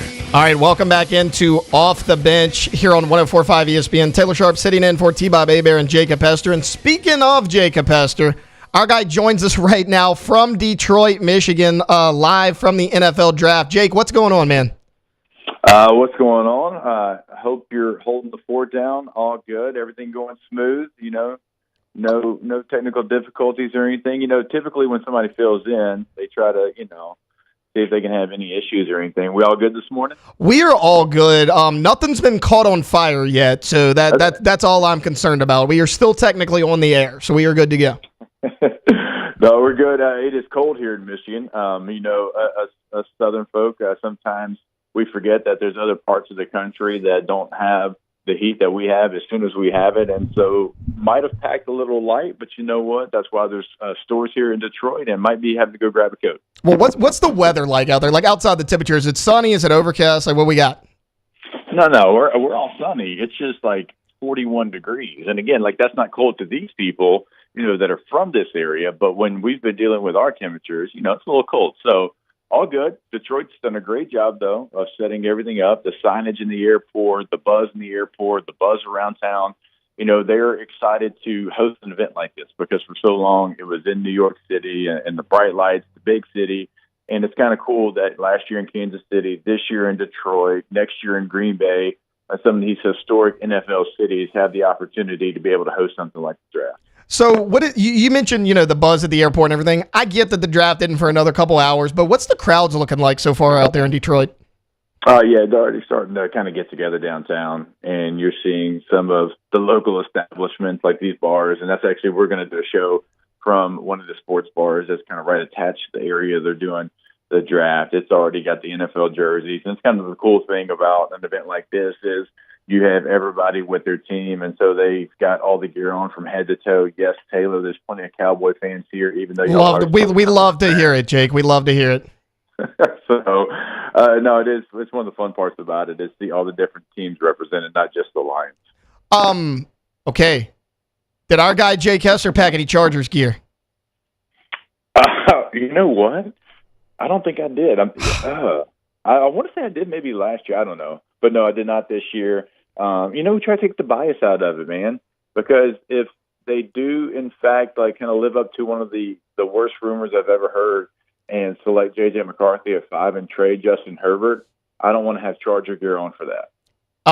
Yeah, that would be atrocious. I'm not saying fire a coach before his first game. That's a fireable offense, Jake. We got to keep Justin Herbert in town. Okay, what does your schedule kind of look like this week? I know you're kind of bouncing all over the place. So today, like, this is probably like the fifth interview that I've done, and we'll do a bunch of those kind of leading into it. And I'll go across a bunch of our Sirius XM channels. Fantasy, I did one SEC this morning.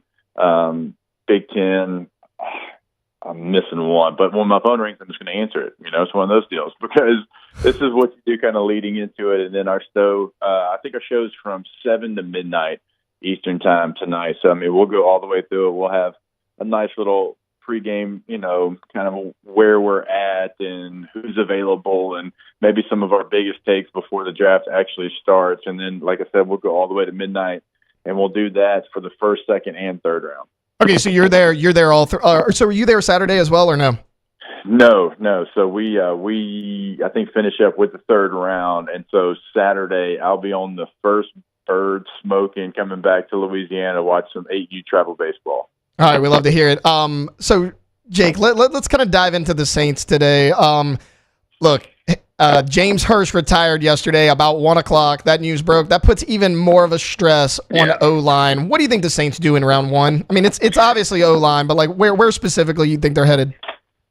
It's going to be a tackle, and it's going to be whichever one of those guys falls to them.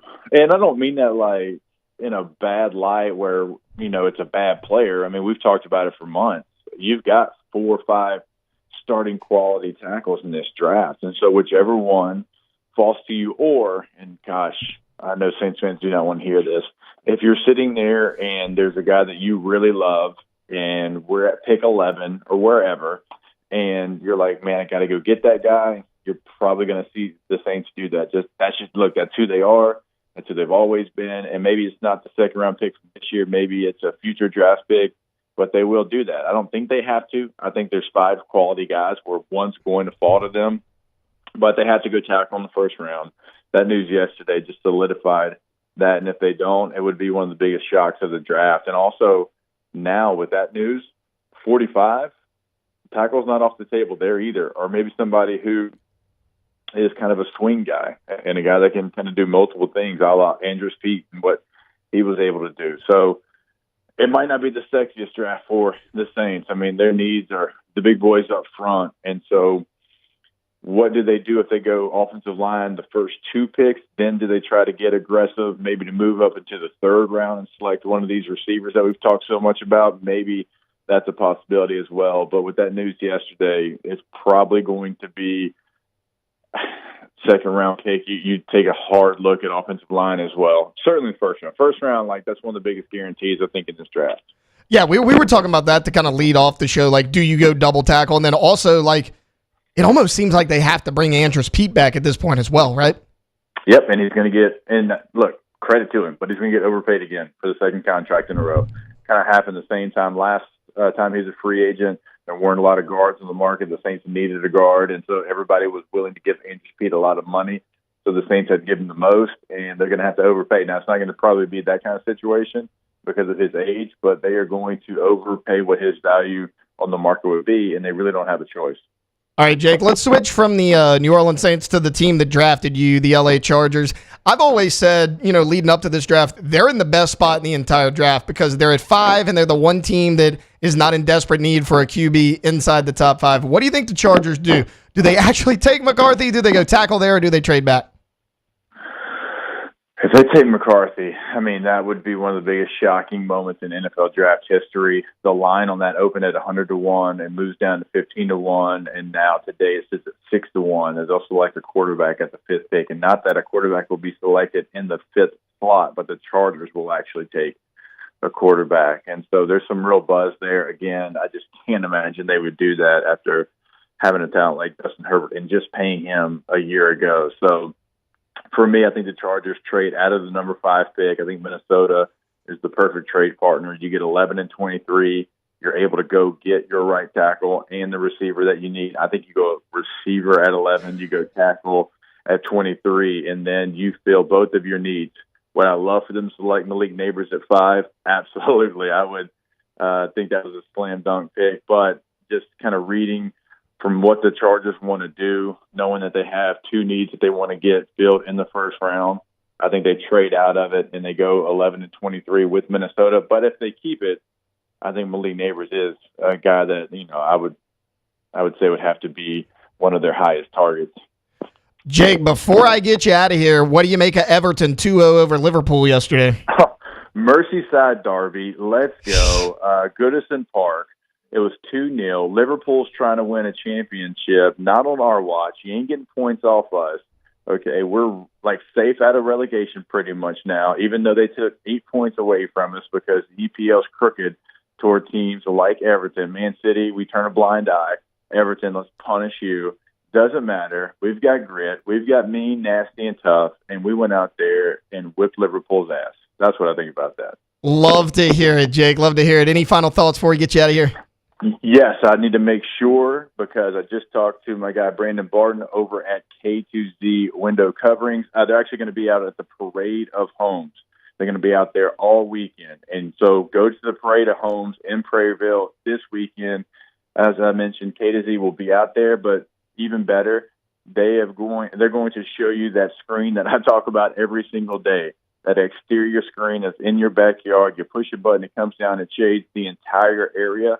If you want to see one in action like I have, I got a video out there on the social media pages as well. But if you want to see it with your own eyes in person, Parade of Homes this week in Prairieville, K2Z will be out there. So go see my guy, Brandon Barton. Jake, thanks for hopping on, man. I know you're busy. We'll let you get out of here. We'll talk to you tomorrow.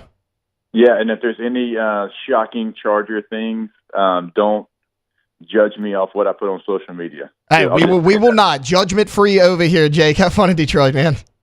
All right, I'll talk to you tomorrow. All right, man. See you later. That's Jake Hester, our co-host here on Off the Bench. Busy man out there in Detroit. Had to get an Everton question in for my guy. I know he didn't like the Chargers rumors, so I had to pick his spirits up a little bit. All right, look, we're going to take a timeout. We'll come back. We'll close it out like we do every day with some Ask the Bench here on 104.5. Off the Bench with Hester and T-Bob. Community Steel Company, CommunitySteelCo.com. You need real steel. You need Community Steel, where, these deals are so good, you could describe them as a steal. If you need purlin, tubing, sheet metal, steel accessories, metal buildings, it's all there for you. It's all manufactured right there in Gonzales, Louisiana. You can go meet the live and local sales team. You can go see the product, touch it, feel it before you buy it. And it's going to be at the best price because they go direct from getting the steel wholesale to then manufacturing it themselves. No middlemen jacking up the price in the back end, okay? So figure out why they have all these national steel boys so mad at them. Go to CommunitySteelCo.com today. And you can go see them. As T-Bob said, you can go see for yourself. But the good thing about it is they're open at 7 a.m. So as soon as you hear us, you can go see them because they open early. They're ready for you. You can also pick up the phone if you can't get there, 225-647-2020. Our listeners fire off their opinions on the jimsfirearms.net hotline at 499-1045. Keep listening for your next chance to shoot us your thoughts with the jimsfirearms.net hotline on 104.5 ESPN Baton Rouge. There it is, the extra mile on the border of expected and extraordinary for those willing to go further, like vans customized for work or play, with safety and tech to keep you connected. Supported by a 5-star sales, service, and finance team. And backed by the 1-star you know. So go the extra mile. It's never crowded because so few have what it takes to go there. Mercedes-Benz Vans.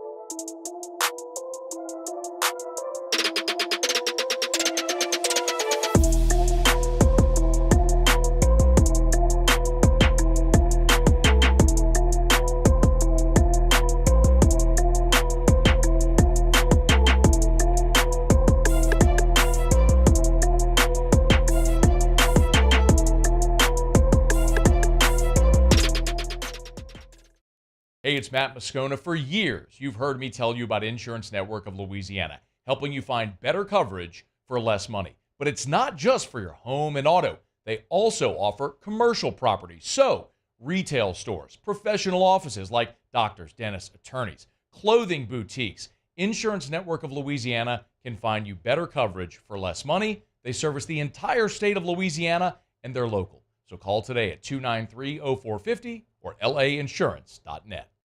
Yo, Jake here from my friends over at Community Steel Company located in Gonzales, Louisiana. The local place you can turn to for all of your metal building needs.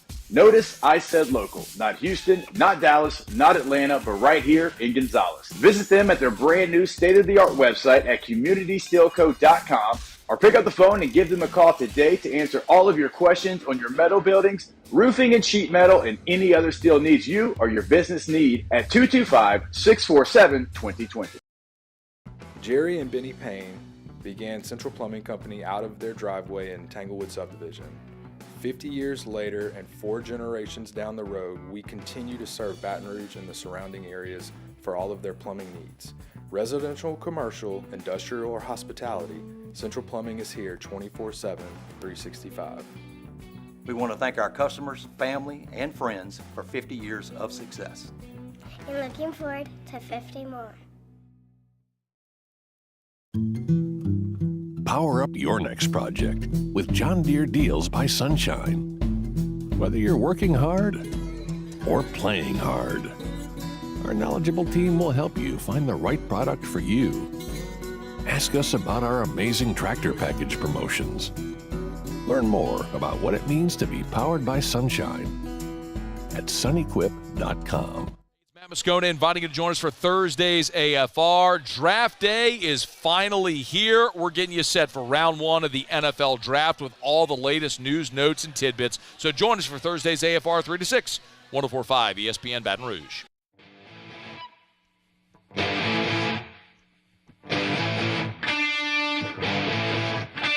All-Star Toyota presents Off the Bench with Hester and T-Bob. ESPN Baton Rouge, New Orleans, Alexandria, and 1130 The Tiger. Hey, if you want to ignite your career, join the MMR Group. That's right.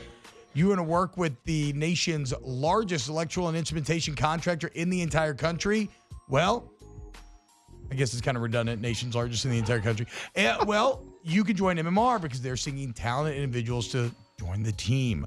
For over 3 decades, MMR has been headquartered right here in Baton Rouge, but they got offices all over the globe, and they offer a tailored path for both professional and personal development.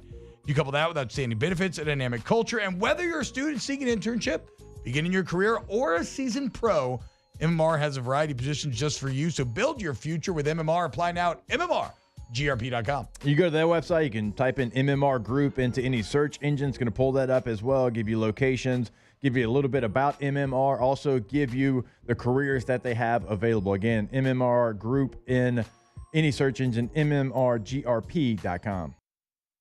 All right, welcome back into the final segment of a Thursday edition of Off the Bench. Let's dive right into it. We're a little strapped for time in this last segment with a little bit of Ask the Bench. This first one comes from Nookie. He's doing a little Ask the Bench / Dis or Dak. I know he loves that segment. Harsh black licorice or Dak Prescott. So, at least emotionally for me, not a ton of difference between black licorice and Dak Prescott. Both of them make me want to throw up. However, I'm going to take Dak Prescott. At least every now and then he'll make an exciting play that I like watching. Harsh black licorice does nothing for me. All right, I want to get y'all's thoughts on this next one. It comes from Brian Burgess. Hashtag Ask the Bench. Have you ever used a rotary dial phone, or was that before your time? Any of you used a rotary dial phone? Can't say I have. Yeah, I've used one before. Yeah, you made a call? Yeah, and it is when no one told me how to do it. No one told me when you circle around, you have to go back all the way back to where it starts and then go to the next number. And so I was trying to put the number in, I couldn't figure it out, and eventually I did though. But yeah, I've used one before. So I've never made a call on one. My uncle used to have like an old one, and he'd let me spin the dial and mess with it. I've never made a call on it though. Well, yeah, I mean, I've messed with one, but I've never used one. All right, Ask the Bench. Favorite Mexican or Tex-Mex food dish? Fajitas, burritos, enchilada, etc. I think we'll go ahead and let Alondra answer this one first. Yeah, I think enchiladas probably are my fave. They're pretty good. I do like enchiladas. Beck, what about you? If you're doing like an actual Tex-Mex, like real Tex-Mex enchilada, you got to make it with chili. Oh, like on top? Yeah. Yeah.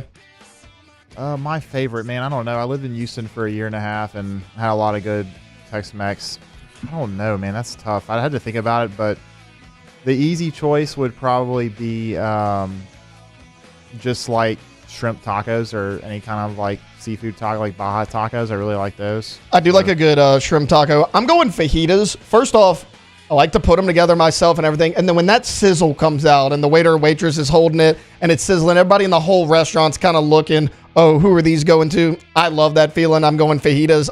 I know there's no free advertising on the show, but this place is out in Houston, so they're not going to do advertising with us anyways. El Tiempo in Houston has filet mignon fajitas. They are to die for. That sounds amazing. They are excellent. So a buddy of mine's getting married in the spring. We're thinking about going to Houston, doing like an Astros game and everything. Ooh, we will be Tiempo attending really El Tiempo. Yeah, like really that is a must on that trip. I will drive separately if I have to. If you're ever in Austin and you need a great Tex-Mex spot, Matt's El Rancho in Austin is literally the best Tex-Mex I've ever had. Ask the bench. Oh, man, T-Bob would love this one. What's whiter, Taylor's skin or the 104.5 ESPN I'm shirt? going to go Taylor skin on this one. So, look, granted, yes, I have fair skin. I have lighter colored hair sitting directly in the spotlight. A white shirt was probably not the best choice, but come on, Probably guys. Man, not. look, no. Look at the camera. It is clearly the white shirt. You can clearly see my arm. It is the white shirt. But I think it's because of your what do they call it? Your undertone. Maybe, but still. Okay, so look I at think look we're at the, seeing your undertone. Look I at don't the think look at the face versus the shirt. It's clearly the shirt. It's not even the same color, guys. Yeah, I don't know. I am fair skinned for sure. It is clearly the shirt. That's is not mid. It's not mid. All right. Redhead 1120 in the chat. You're wrong.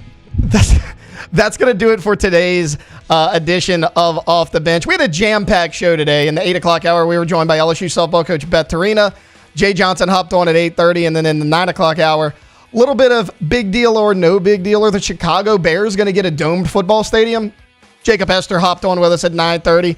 9:15, it was Chef Michael Johnson for a Munchie segment. And then the whole first hour was wall-to-wall NFL draft preview. What are the Saints going to do at number one? Are they going to go tackle first and second round in this draft like they may have to?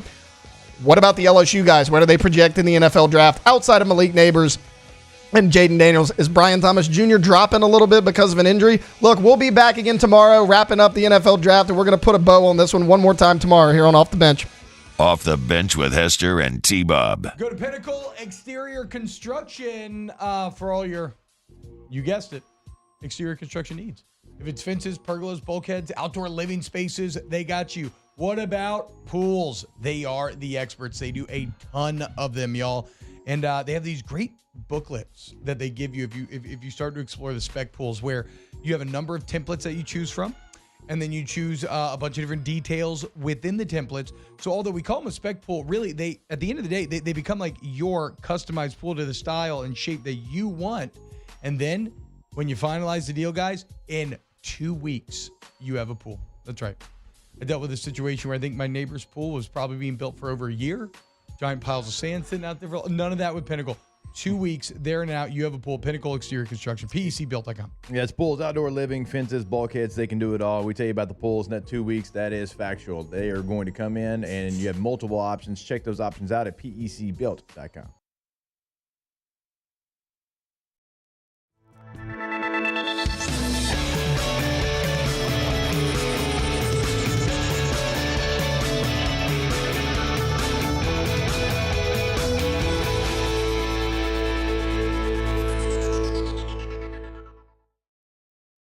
He's here.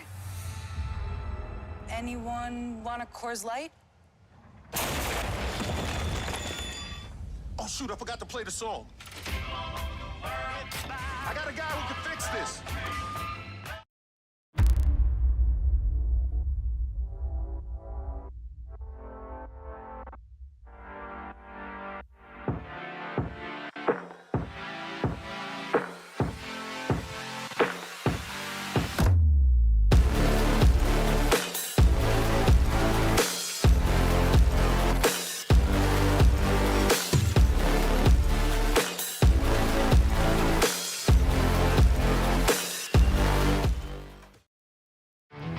There it is, the extra mile, on the border of expected and extraordinary, for those willing to go further, like vans customized for work or play. with safety and tech to keep you connected. Supported by a 5-star sales, service, and finance team. And backed by the 1-star you know. So go the extra mile. It's never crowded because so few have what it takes to go there. Mercedes-Benz Vans. Breck teamed up to reimagine your parks, and you imagined big. With your help, we went to work, creating 12 beautiful community parks across the parish. A family-sized water park, miles and miles of trails, and parks just for your dogs. There are more places to splash, to explore, to run wild, and even soar. You imagined, we delivered. Gold. Breck, your #1 park system in the nation. Electricity is all around us, and our families depend on it. Every day is sparked by the power of a cold drink or a warm meal, a movie night, and a comforting light at the end of a dark hallway.